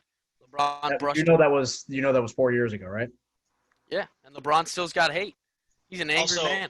On your who's gonna guard LeBron take, I think it's also a bad take because I think they're gonna play a lot of zone and Yeah. trap and double him a lot and not guard him. It's what, It's not gonna Jason be- Tatum. it's what Miami's been doing literally the entire playoffs. They did it to Giannis, too. He's a So grown don't man. talk about he's not Jason Tatum. They did it to the guy who just won back-to-back MVPs. So, Don't bring him up. Don't bring him up. Austin's gonna go nuts. Yeah, I mean, okay, let's be fair. If we're comparing the skill level of LeBron James and Giannis, I mean, I know. They're different skill it's sets. like it's not like even- LeBron definitely has much better skill set to It's be not a even double team or a zone yeah. It's not even like different skill level. It's they have completely different skill sets. But to just say, level. oh, he's no Jason Tatum. Like, first of all, Man. Jason Tatum is not a scrub himself. He And is second also of very all- good at basketball. Yeah. Build He's a problem. wise. LeBron's a full-grown man. Jason Tatum is a little boy. Okay, Okay. What? Whatever you say. big man basketball. What are you talking about? Connor knows what I'm Josh, saying. Josh, Connor, you're an idiot. Connor, you know what I'm saying. Connor. Come on, Connor, give me your analysis on this series. Tell me what you got going on. it So, can't be worse than You know what I think? I'm gonna go with both Austin and Josh here. The 5-game max. I'm gonna say that just like their past two series, the Lakers dropped game one. Oh, And then- that was the first two series, but yeah. The first two series, The conference Then they- finals, they lost game 2. Yeah. my mistake. First two series. Okay. Connor, you moron. Mark. No, you're right. Well, because I'll see you later. Connor is right because I said the same. Then they're gonna come back the next 4 games. Yeah. They're gonna start out slow. They're gonna need to figure their stuff out, and after that, who knows? I say most All likely. of them are gonna be gritty, close games, though. That's all I can say. I think that's the most likely outcome, but I also think that Miami wins more than one. That's what I said. Yeah, I have it going 6. Like, I think Miami is better equipped to play this Lakers team than any of the 3 teams the Lakers have played so far, considering they actually, like, play defense Mm. and whatnot. My Don't- and thought don't- is like And don't just run ISO through a couple players. Now, obviously, true. Denver is more nuanced than that. Also, a hurt best But- player in game 6 or 5. Yeah, Who are we talking about? Jamal Murray. Yeah, Jamal Murray. Yeah. Yeah. I mean, Like, I think that Miami is better equipped on both ends of the floor than any. I think Miami would wax, and I mean wax, any of the 3 teams the Lakers have played so far. That's fair. I don't think there's. I kind of agree with that. I'm very confident in saying that also. I just think, there's a 0% chance LeBron loses this finals because what it would do to the LeBron James legacy. If he lost this finals with another top 5 player on his team against a team that doesn't have a top 10 player in the NBA on their team, I think that's bad. I mean, that's a bad hit. He will not lose this series. Yeah, no, I don't see. I think LeBron is going to will his way to this. But I mean, But I just love it. I love it so much. There's just narratives everywhere. It's LeBron's third championship with the third team. He's got another good player with him, so like of course he's going to win the title because that's what LeBron does. He's with the Lakers. The Lakers win another title for the first time in a decade. They're doing it for Kobe. I was gonna say no one has mentioned the fact that Kobe brought. They're it. doing it for Kobe. And then conversely, if Miami somehow wins this series, it's the fact that the Miami Heat somehow won the NBA Finals. Yeah, it's like if the Heat win, then we could just go ahead and throw an asterisk next to Stop. 2020. Stop it. If the in Lakers on win, that. we don't have to. There are I'm in no on that. asterisks for any sports championships in the year 2020. There's going to No, be a but I little think- one. I think the biggest storyline here is that Deion Waiters may get a ring regardless. I love those situations. I would assume that with the way that this season went down for Deion Waiters, Miami would not give him a championship. No chance in hell. That's just my guess. Now that's where I think they throw Deion Waiters on the court and he dominates the Lakers. God, I would kill myself. 5. Like if Game 6 Clay became Game 6 Deion. Deion Waiters Game 6. Wow. Yeah, I would kill myself. Mark, what do you think about the series? I hate it. I hate everything about it. It's the two teams I hate the most. It's the player I hate the most. It's gonna. I think the Heat take 2. I think it's gonna be Lakers in 6. I do think it's funny you brought that up. I think Deion Waiters is gonna have one of those games. I think Deion's gonna score 24 off the bench one day. I don't think Deion Waiters is capable of having one of those games. I'll take that bet. I'll take that bet. I think I I want would Deion also take- under 24 all 5 games. I would Yeah, take. all 5 I would games also combined. take that bet. I'm not going to put money on this because this is just. I think it would be very. Deion funny. Waiters over under half a point for the whole series. Is he actually? Under. No. He's Oh, being facetious. I was gonna say because that would just be. I would smash that over, unless I Deion don't Waiters know if- died. I don't know if I'd smash it. I'd tentatively put 10 on it. Um, I'd but smash. yeah, there's a bunch of narratives that are played out and annoying. That I don't care about any of them at this point. Whatever it is, whatever happens, I'm excited. The Lakers are gonna wear their Mamba jerseys every game, and they're gonna win wearing the Mamba jerseys, and everyone's gonna hold up like a number 24 jersey or a number 8 jersey, and LeBron's gonna be talking about how he did it for Kobe for 6 straight months. You never played with the guy. It's not like he was your teammate and best friend. Yeah, I I think this is a very unfortunate situation where it's instead of going to be about Kobe's legacy in the Lakers, it's going to be about how LeBron's the savior and brought it back. that's exactly For what it's gonna Kobe. be. And Well, I to think be that's- fair, LeBron was the savior of the Los Angeles Lakers. Oh, he was, but we all know that. or was We've Anthony known Davis that this entire year. If I think Anthony Davis was the is the savior savior, of savior the of Los the Lakers. Angeles Lakers. Okay, we're not about to have this conversation. Can we But- avoid that? Can we Well, not? I'm a big better players guy, you know. Well, and okay. No, but people. Oh, did you know LeBron's 35 and has 3 kids? Like, he's been in the league since 2003. Like, I don't think anybody has ever in a sports analysis sphere said, "Did you know LeBron is 35 and has 3 kids?" I was being facetious because people are just going to talk about LeBron, and Oh, they're going to talk about the best player on the team. I'm tired of it. By the way, to wrap this all up, Deion Waiters hasn't played in 7 games. Has he really? Oh, then screw what I said. Never mind. I didn't realize that. I didn't watch any of the Western Conference Finals or Western Conference playoffs. I only watched these. But yeah, Mark might be even a bigger LeBron hater than Austin is. I am. So has everyone got the Lakers? I mean, Nunez, or you can't openly say you're like the Lakers are going to win it, right? I mean, what do we got I here? mean, as a objective voice, my pick would be the Lakers.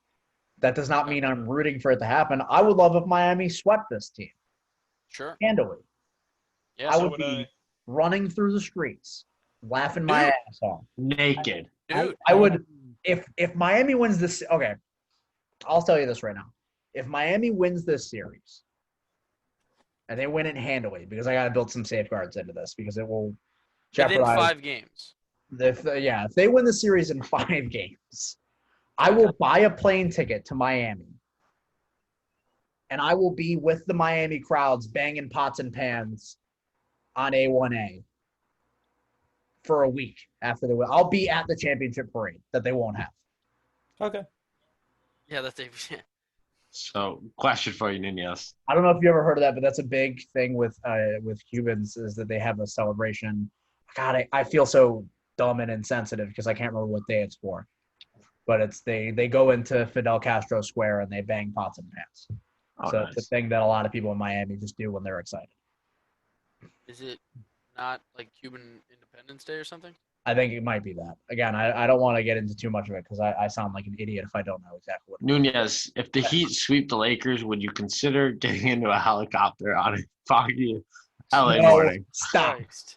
Stop. Jesus Christ. I wish I could have muted him sooner. I don't know how you didn't see it coming. I have no comment. He was laughing while he was thinking. You The could see him last thing chuckling. we will do on this show is besmirch the legacy of Kobe Bean Bryant. I will absolutely besmirch the legacy of Kobe Bean. Oh my! You're getting muted too. Christ. What the hell is happening? You got muted too. So What My is going on? Oh my God. I'm not a Kobe guy.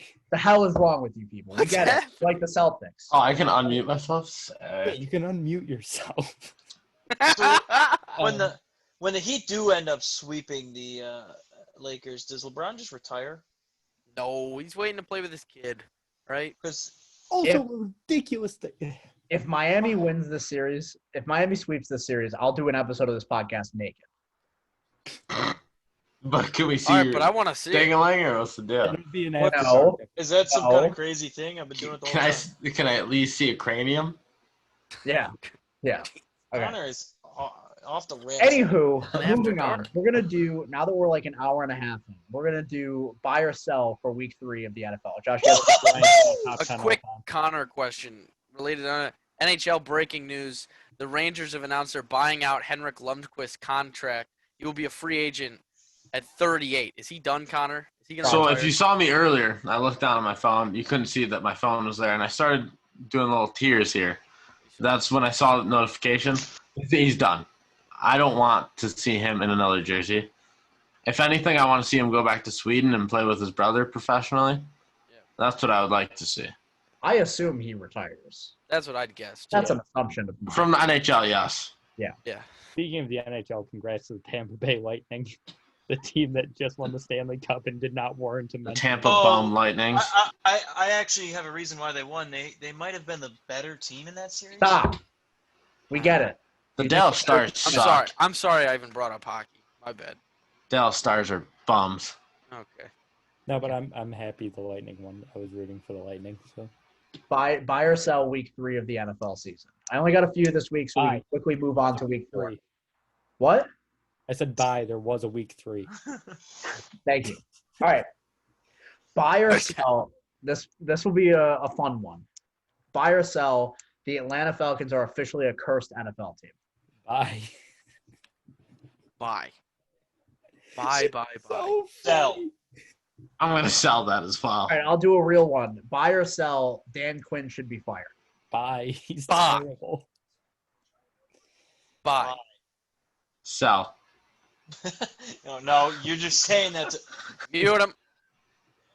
No. I like Dan Quinn. The guy's For got what? balls. He's got balls. He takes a loss like a man. On the fourth, in the fourth quarter, Nunez, I'm sure you were watching this game. I certainly was. The Falcons were up, I think 3 at the time, and they went fourth and out in like 5 seconds. So this is what happened. I was watching the game, right? And they're leading this comeback. The Bears go down by 3. The Falcons get the ball. You know what they do? They throw it Throw the 3 times in a row and go 3 and out, burning 5 seconds off the clock. with like 2.5 minutes left to go in the game. No? Yes. Yeah, just Yeah. not a sense at all to chew clock. To be One fair, bit. those are Dirk Cutter's calls. But Per the Austin Westrich logic, I believe that the better team won that game, and Dan Quinn can take a loss like a man. To be fair, I I don't also think the better team won that game, but I also am just resigned to the fact that the Falcons aren't good, regardless Nick of how many Foles. good players they put on offense. They're not a good football team. No. Yeah. Anybody else? Dan Quinn Just should be fired. fired. I And don't know. got Yeah, by yeah, the get him. Atlanta firing I'll squad. throw this one out there. Quinn or Gase? Who goes first? Adam Gase was fired Friday morning, so Brett Gardner just hit a home run. It's 11-2 now. Say Adam Gase is going to get fired Friday morning. That was my Correct. take as well. I think he's going to get fired Friday morning. Why Friday morning exactly? Because they play Thursday night. Oh, Oh, yeah. now I know. I was going to say, like, why exactly? Yes. Yeah. From what I Someone's understand, I heard a report before this week that Jets management is quote unquote closely monitoring their game against the Colts and their game against the Broncos. I don't know why they've waited so long to closely monitor whether or not they should keep him, but Adam Gase is honestly, legitimately, the worst NFL head coach I've ever seen in my life. Yes. And I was alive during Jeff Fisher's coaching tenure. Hey. No, we're not gonna. What I will do is I was alive during Doug Peterson's coaching tenure. I will hate on Jeff Fisher every single day I am alive on this planet. I don't care that he had a couple of playoff teams. He is legitimately one of the worst coaches I've ever seen in my life. What about the guy from Cincinnati? Marvin Lewis? Went to No, 6 straight playoffs. Yeah, Marvin Lewis is actually a good coach. I mean, just because he couldn't get the big one doesn't mean that he's a bad What coach. about the The big Browns one- coach The big one for them is wild card weekend. Oh, Freddie Kitchens. That guy was nuts. or Hugh, whatever Oh, his Hugh last Jackson. name was. Jackson? Yeah. Hugh Jackson was bad. Hugh Jackson should have never been fired from Detroit, but we won't have that conversation. Oh. All right. Buy or sell. Doug Peterson is smoking the crack rock, Bye. Big time. specifically for whatever the hell happened at the end of overtime. Bye. I didn't even consider watching the game. I'm I gonna don't have know to what sell. happened. I don't I'll- think he's on crack. The I don't think he's smoking crack. most literal sense, I will also sell. I'm gonna have to sell. I'm gonna have to sell. No, I would be scratching his face on television.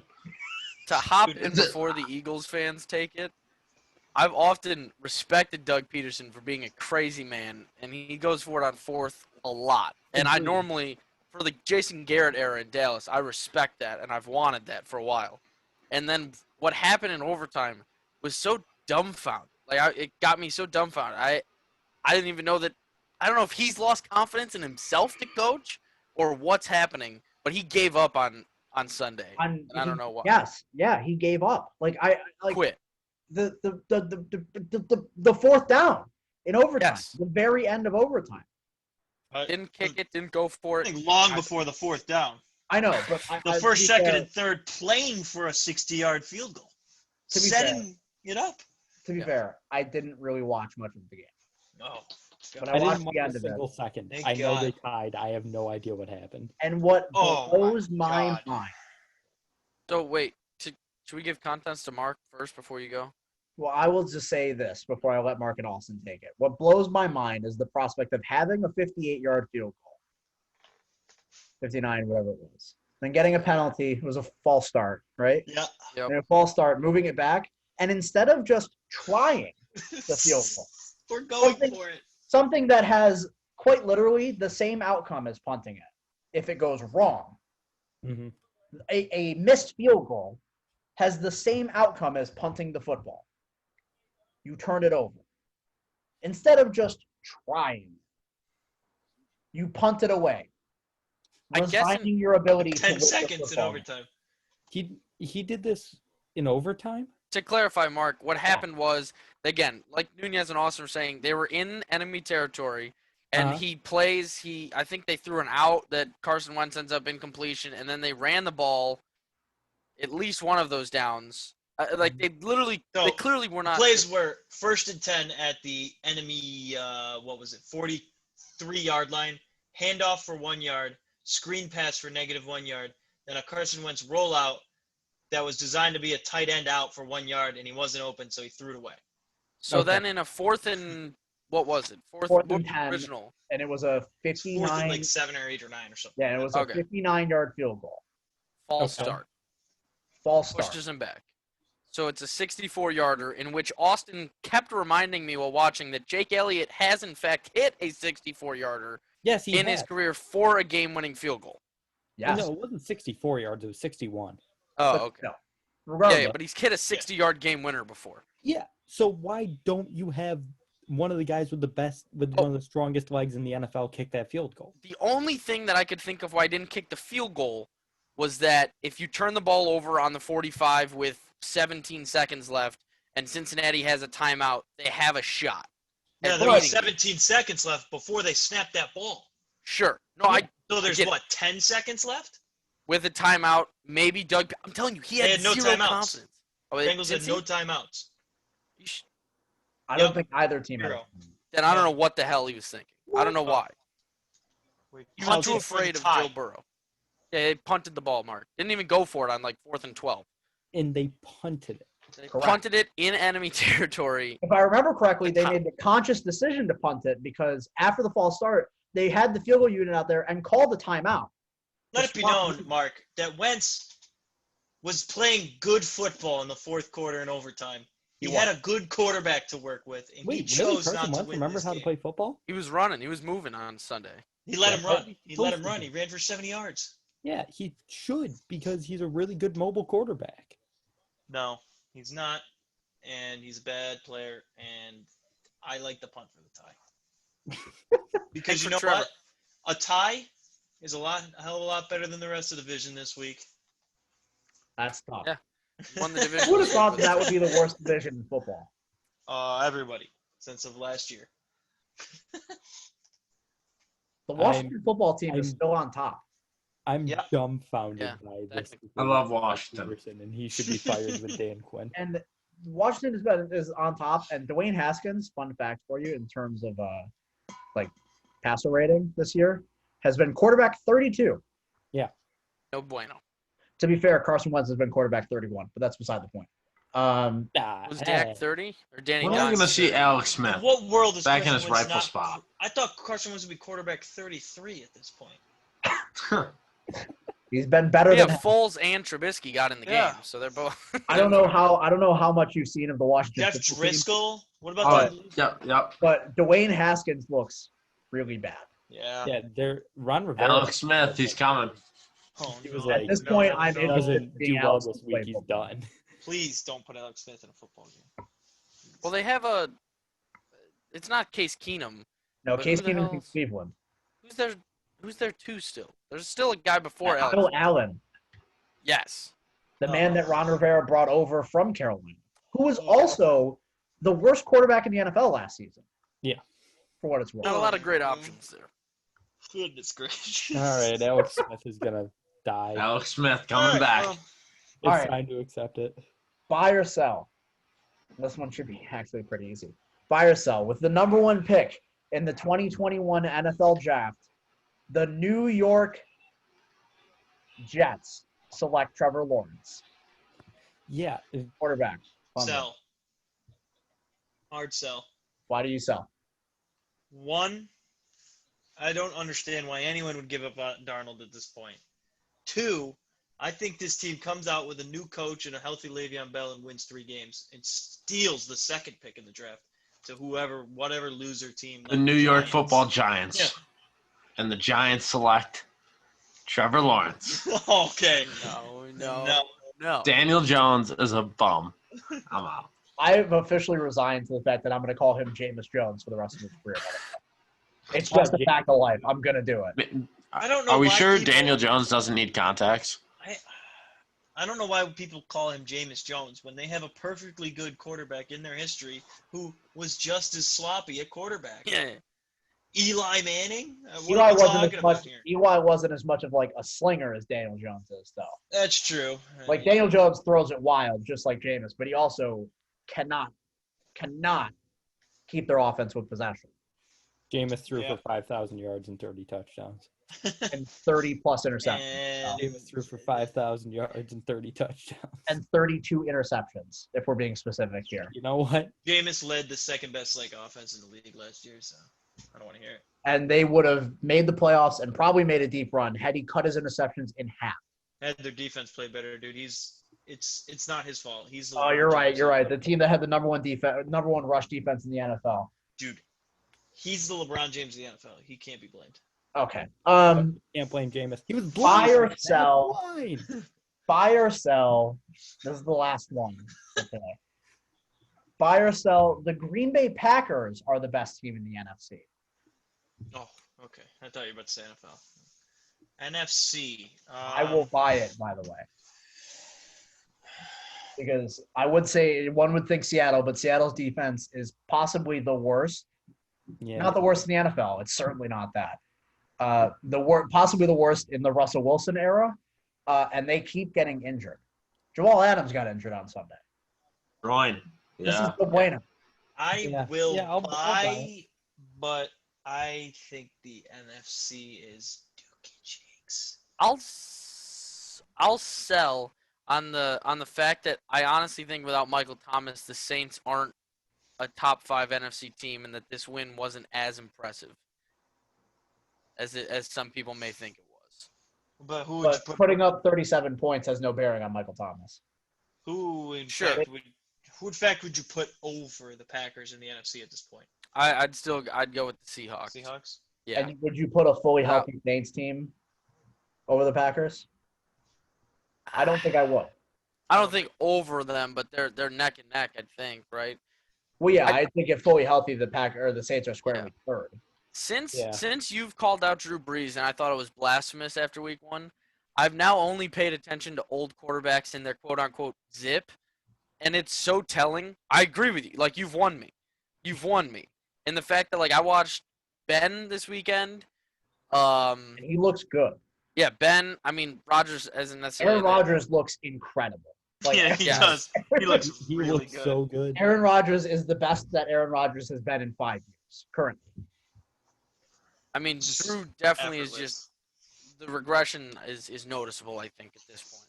Fun For fact everyone. for you: Patrick Mahomes has the second lowest ADOT in the NFL this season. And this was going into week 2, so I don't know.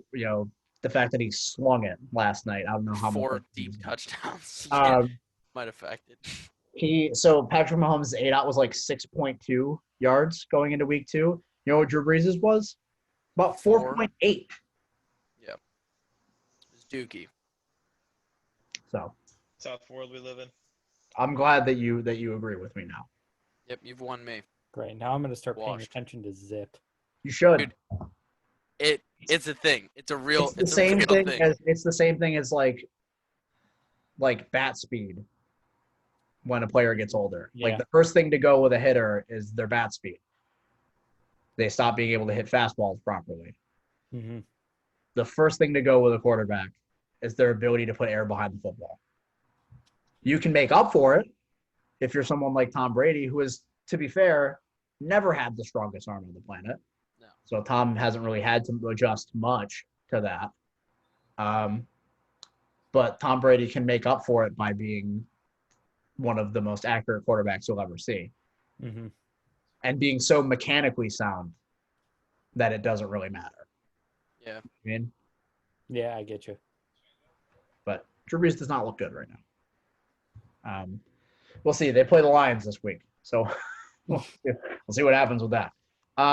Speaking of the Saints playing the Lions this week, we're going to move forward to week 4. Interesting matchups. What are you guys thinking? Any big storylines coming into week 4 that you are interested in? What do we got? Week 4 doesn't seem as interesting to me as especially week 3. Week 3 was one of the best weeks of football I've ever seen in my life. Yeah, That was a really good week. Like the 1:00 slate in the NFL was absolute madness this past Sunday. Yeah. I loved it.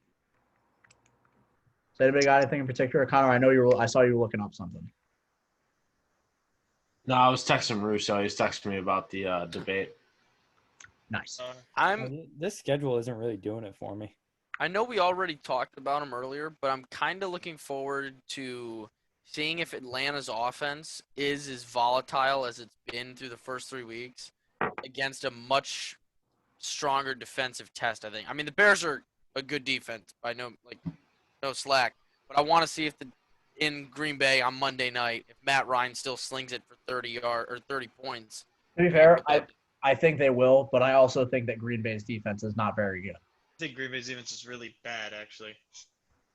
To be fair, it's their run defense that's really bad, specifically. Yeah. But also, I tried to avoid this because I'm the biggest Bears homer on planet Earth. But I think the elephant in the room, possibly the biggest NFL story of the week outside of the COVID thing, is Mr. Trubisky being benched for Nick Foles. Oh, yeah. And I don't want to talk about it too much, honestly, because we know how it'll get. All I'm going to say is have fun watching a guy play exactly the same as your starter, but your team play better for no reason. See, that's what I'm hoping for. That's all that's going to happen. I would like that. I don't care. I don't care as long as the Bears win games. This I really guy's don't. doing some sexual things in the locker room. He's got some good juju. Yeah. Like, Nick Foles came in for a quarter and a half and threw for 180 yards and 3 touchdowns. And mind you, had 2 touchdowns called back. One on an interception and the other one that was dropped in the end zone. Both of them were a turnover. Imagine what would be going on right now if both of those touchdowns had connected and Nick Foles had thrown for 5 touchdowns in a quarter and a half. That'd be insane. Sick. But also, the one thing I've noticed, being the only person on planet Earth that's watched Chicago Bears football the last 3 weeks, is that regardless of the situation, and even though they're the oldest defense in the NFL now, fun fact, I still think this Bears defense is top 5 in football. Well, I think that's a take. the way Certainly is. I don't know. I just the way I was watching the game, and I don't know the way they came out and just completely neutralized the Atlanta offense in the second half. It inspired a little bit in me. Did they neutralize the Atlanta offense, or does Dan Quinn not know how to coach a Or football? did the Atlanta offense have a lead? Yeah, exactly. That's To be fair, on one end, Mark, Dan Quinn does not call the offensive plays. He's, in fact, a defensive head coach, but he's also not good at that. But, I mean, from what I watched, so I don't know what switch they flipped in the second half, but the Bears defense was playing like it was 2018 out there in the second half. It was kind of nuts. It's a passionate group behind Nick Foles. I kept thinking the whole time of what Austin said last week, and I was like, maybe there's some credence to it. I'm telling you, maybe after Foles came in, the defense was reinvigorated. I think there's a legitimate chance. Also, I'm glad Nick Foles is a good quarterback again. I'm glad I get to watch how many more weeks we got? 14 more weeks of Nick Foles being bad at football.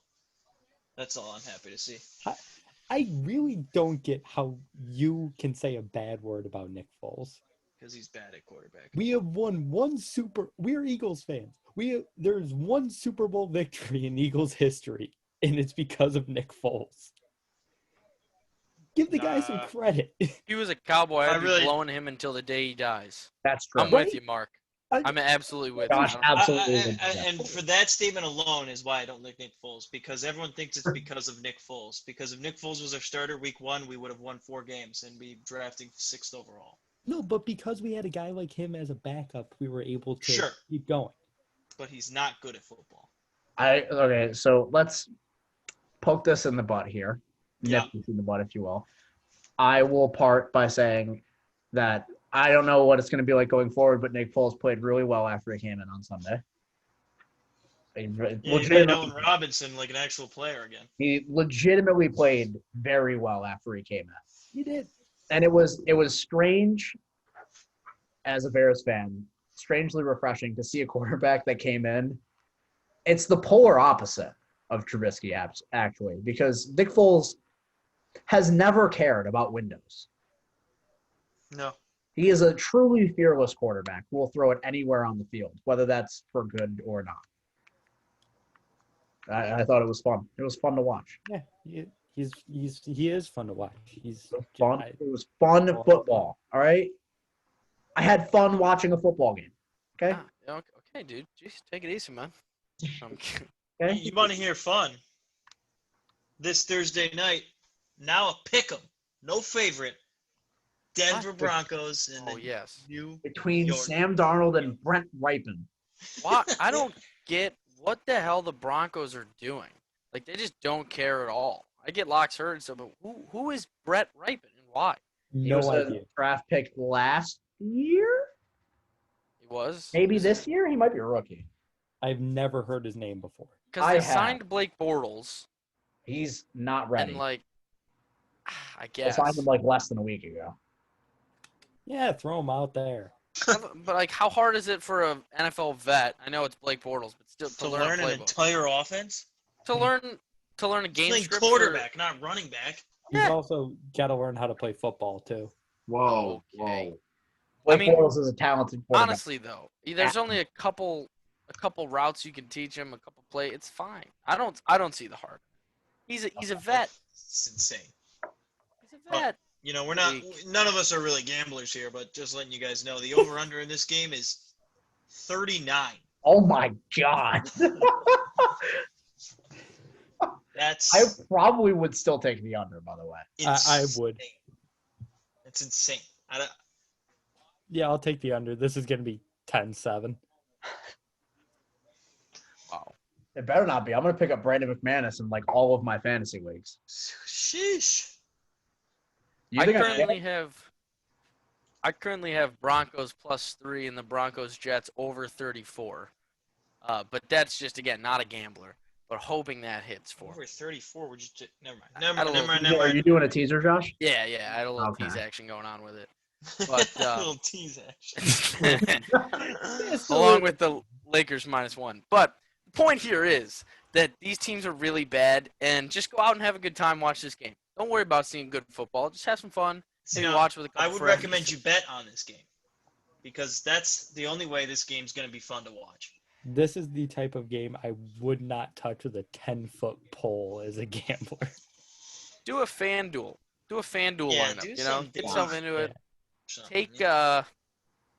nope, he's out. Take nobody from the Jets. Really no one. Unless Crowder plays. Crowder plays, you smash him. Yeah. Smash him. Smash. Smash Jamison Crowder. That's AJ Smash. Hamler. Oh man, Oh boy. that's terrible. God, this sounds like a lot of fun. All right, can we get on to another game? We got a more interesting game. We're talking about Jamison Crowder and KJ Hamler, LaMichael Perrine, Frank Gore. Can the Eagles be the NFC East team to show that the Niners shouldn't be that good without all the players they have out no. No. on Sunday night? Yes, I actually do Can like they- the Eagles in that Can game. they get their first win of the game of the year? Wow, Austin likes the Eagles in the game. I genuinely do not understand how the Niners win that game if the Eagles play even bad. That Niners team sucks. I don't care what anyone says. They have Nick Mullins. I mean, maybe it was Nothing. just the Giants, but Nick Mullins looks good. He was good in the year he had to come in when Jimmy G got hurt the first time. That's Nick true. Mullins legitimately looks like an average quarterback. That's true. Like, not bad. Yeah, he is an average quarterback. He's got bad receivers, mediocre Yes. running backs. Yeah. On a defense that Well, to be fair, he has no receivers.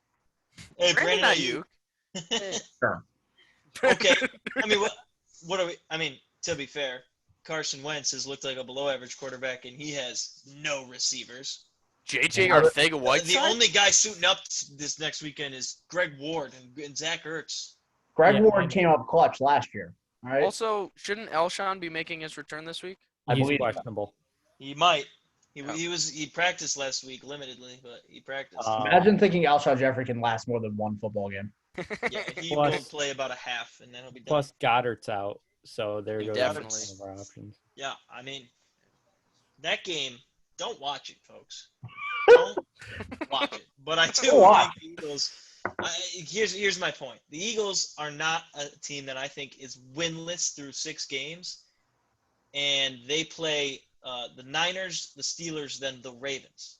So if they're not a winless team through 6 games, they're gonna win this one because the other 2. Yikes. I don't know. When I said an interesting game, I didn't. I thought that was an interesting. I mean, the Eagles shouldn't be winless, right? I mean, they should be able to win. Yeah, but those 2 teams also have nobody playing. Who's playing for those teams? Miles Sanders. Miles Sanders is about the only player that's above Jason average. Peters ain't playing. That's a problem. Yeah, it's just Imagine I'm having sorry. a team that with an offensive line. I could. Couldn't be me. Did you know that the Bears are 4th in pass block win rate this season? No, I found that out today. I did not know that. gonna be honest. Didn't know pass block win rate was a stat. It is. I'll tell you what, Mark's a big Browns fan. Why don't we go to that game? That's passion. Big Are you a Browns Browns fan. fan? I'm now a Browns fan apparently. So No, last year you picked the Browns to go to the AFC Championship game. I did. correct? Chargers, yeah. He had Browns Chargers last. So It did not work. So, does anyone Jake, you said here your think the predictions were Browns come back another week and play good football again and compete in this game? Yeah, because I think Dallas's defense is really, really bad. give I me the agree. Browns plus 4.5. I want to see Myles Garrett's prop for sacks, and I'm going to take the over because I legitimately think this could be one of those freak games where a DN gets like 4 sacks. Like he mean could like sack Dak. You mean the Grady Jarrett game a few years ago Oh, Yes. where he Like got this- like 4.5 sacks that day or If something? he lines up against a guy named Terrence Steele, expect him to cry home to his mama that night because Myles Garrett's going to make that boy sad, okay? It's going to be bad. And because Dak clearly showed that he can't see pressure because he's only looking downfield because our receivers are wide open all the time. And so he can't see them coming. He's just looking too far down, and he could take 5 sacks. To be fair, Cowboys receivers are open a lot of the time. I wouldn't have believed it. I wouldn't believe that until the 4th quarter hits because it takes a lot of time for him to find someone. Yeah, we don't need to talk about it though. I don't know. If you listen to any mainstream stuff, Dak Prescott has played a perfect game Sunday, minus 1 interception and what other play was it? Well, I to looked at 2 picks. Yeah. be fair, we're not about to have this be a battle against the mainstream media. And second of all, if you watched the mainstream media, you would have seen what the hell is his name? Dan Orlovsky on multiple shows Monday morning talking about how it's sad that Dak didn't play a perfect game. He played well, but what the Cowboys needed was a perfect game to win. Because that's how bad their defense is right now. Okay, yeah, that's basically what he said. He said a perfect game minus the 2 mistakes. Yeah, No, he said that he played well, and it's upsetting that what he needed was a perfect game. Was that on Get Up? And on First Take. Because he said on NFL Live the thing that I'm saying, where he said he played a perfect game minus those 2 things. So he did not say that morning. Okay. Yeah, I mean, either way, blasphemous, but that's not the point.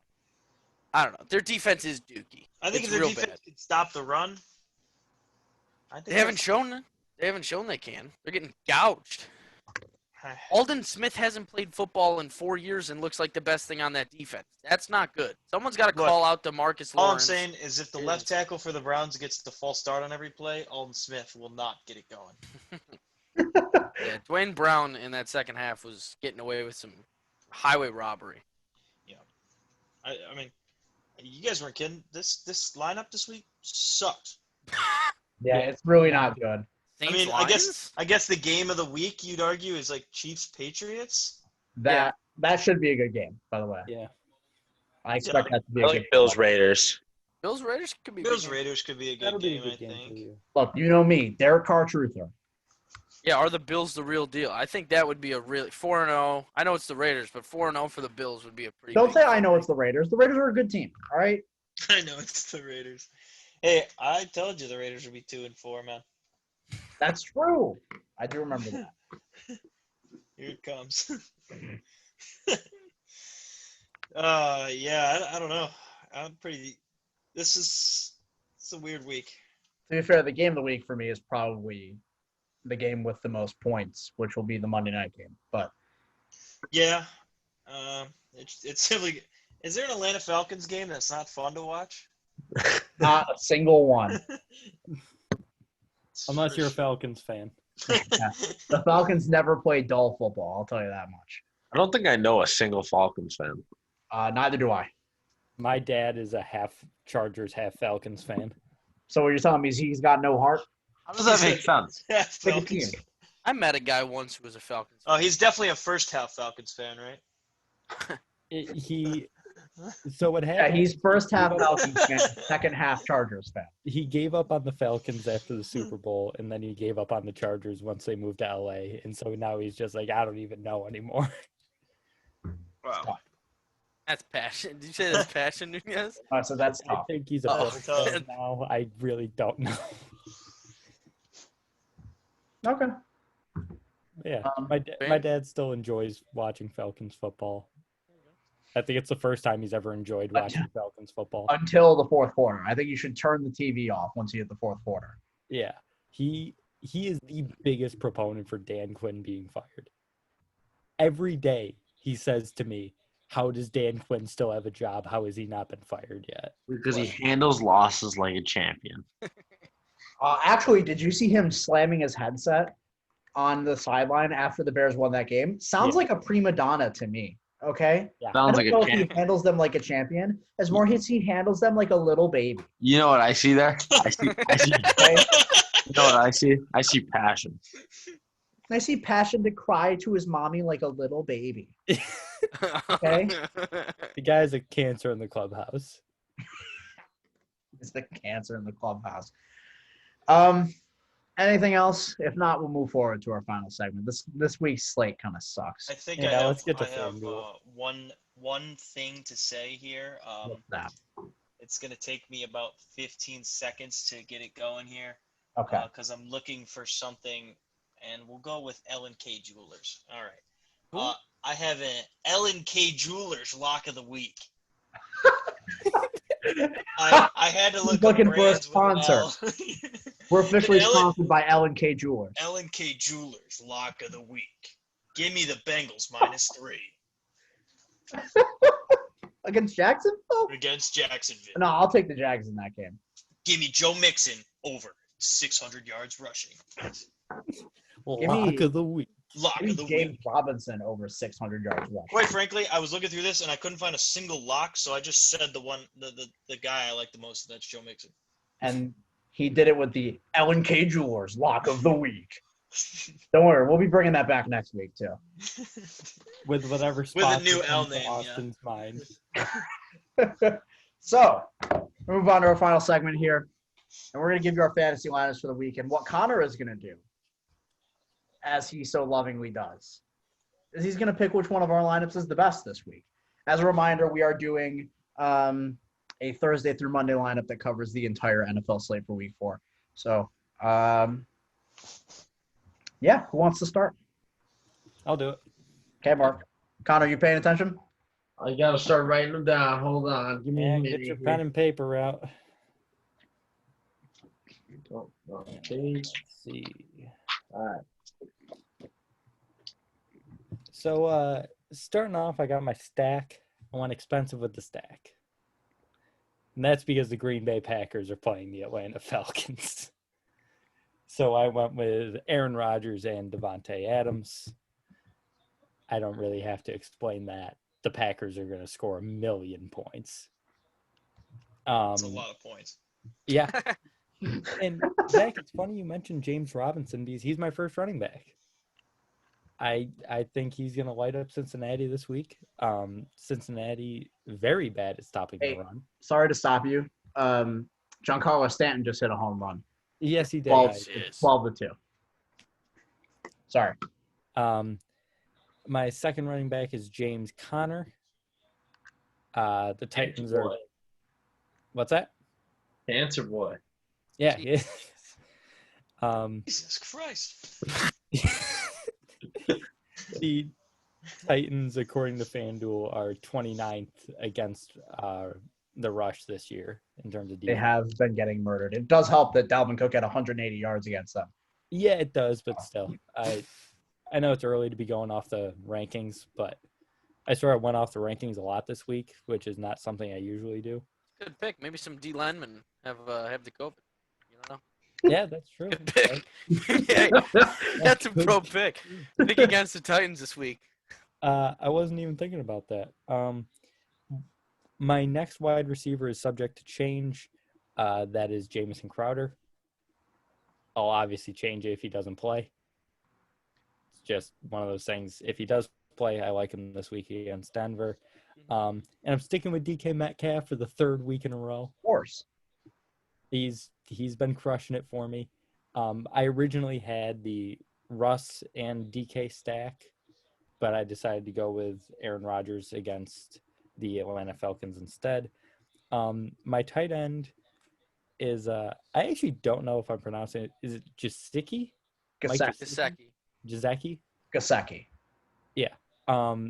I'm taking him against Seattle because they can't stop a pass. Fair. Their pass defense is, are you ready, Josh? Como se DK. Dukachi. Thank you. My flex is Austin Eckler because Austin Eckler is good at football. And I think he's just a good flex choice most weeks because he'll catch the ball, he'll run the ball, he'll do whatever the Chargers need him to do. And my defense is Houston against Minnesota because I went cheap on defense again and Minnesota stinks on offense. They got passion. I'm sure they do. You got all that, Connor? What? You got all that? Yeah, yes. You Yeah. You Got sure? all. My handy dandy notebook. All right. Excellent. I don't think you're ready for my team. My team is garbage. I will tell you. I went for a stack just like Mark in the same game. Matt Ryan playing from behind for 60 minutes. And Julio Jones if he's playing healthy, or Calvin Ridley if Julio Jones is not playing healthy.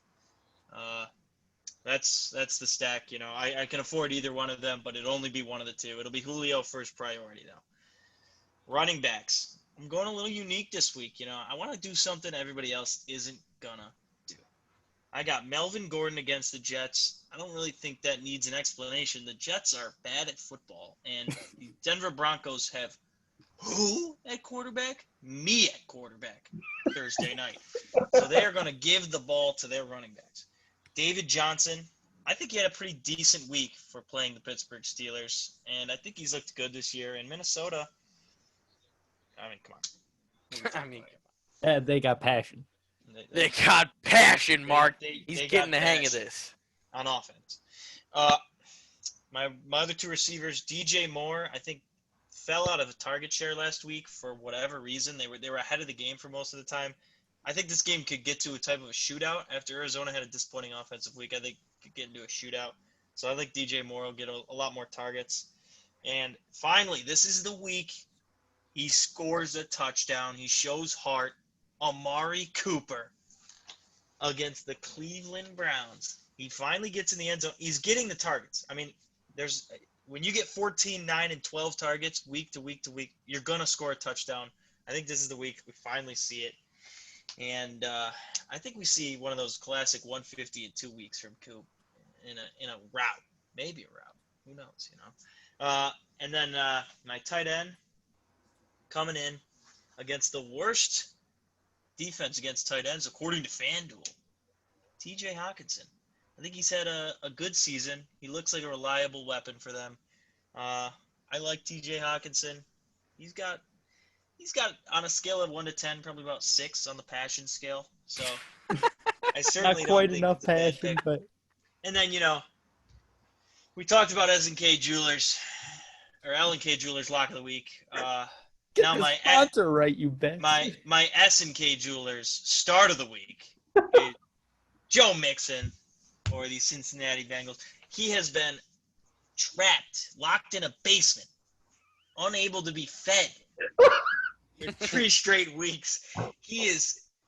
The police have knocked on the door. He is being let out, and this will be his week. He's going to unleash on Jacksonville. Miami looked Myles Gaskin, and that run attack for Miami looked unstoppable against Jacksonville the first half.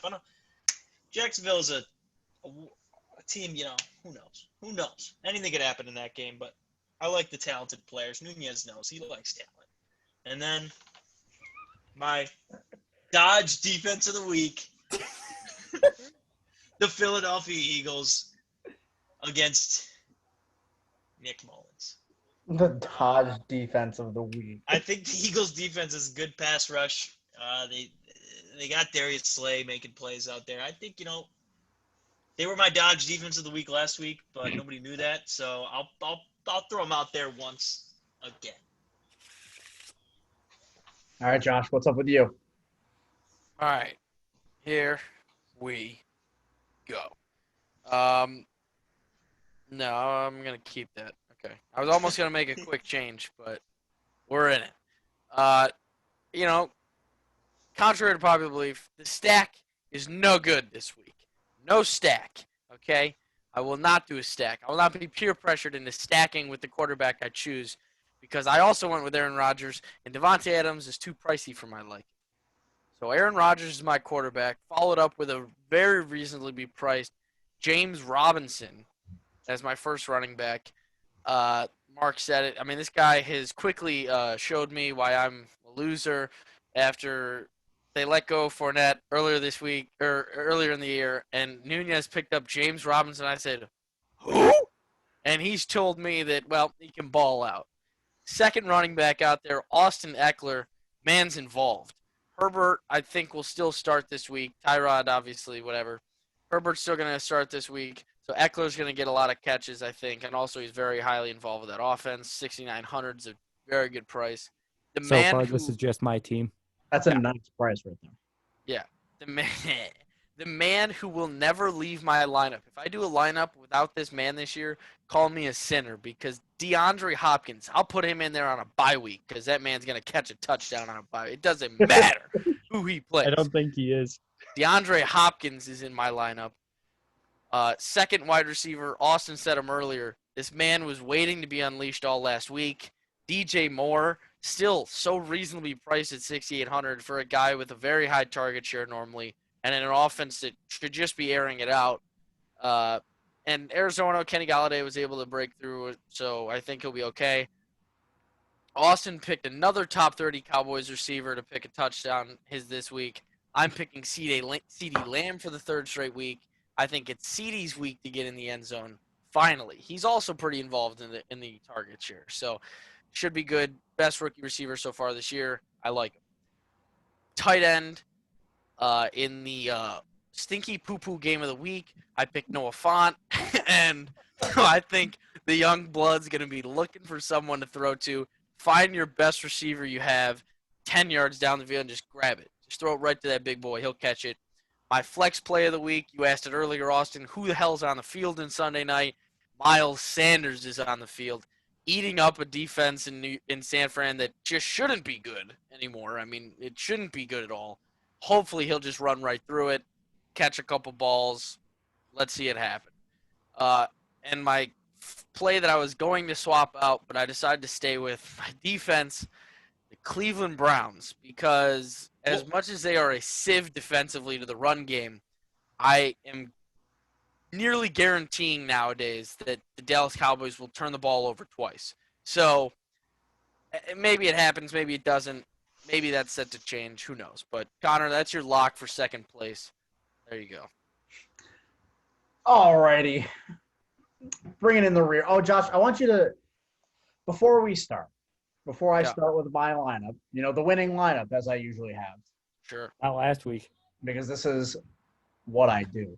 I want you to tell me 3 words regarding James Robinson and myself. Like, connected? Yep. A sentence. Are you thinking of you were right? Correct. That's what I was waiting for. That's what I was waiting for. There you go. Thank you very much. James Robinson is good at football. You I don't can know. find running backs anywhere. don't have to wait on that. Okay. Well, obviously we're not waiting too long because I believe 3 of us have James Robinson in our lineup this week because I do as well. So Free win.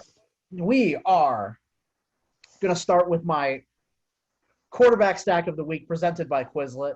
And I'm going to go with Jared Goff, who just scored 28 points on a Buffalo defense that we think is good. I'm not 100% sold that they're actually good this year, but we think they're good. And guess who they get to play this week? The New York Football Giants, who just got pieced by Nick Mullins.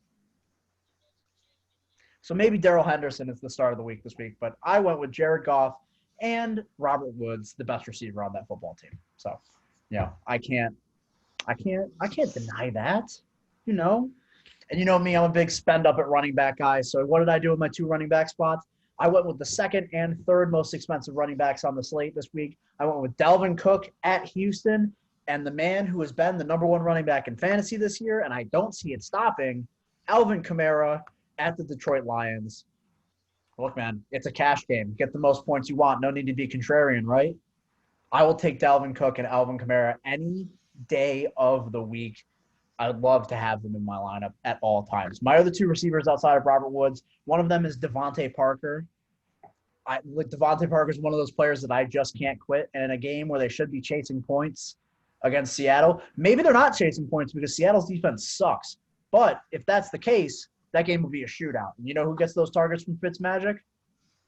Devontae Parker and Mike Gesicki. But, I'm not starting him, so don't matter.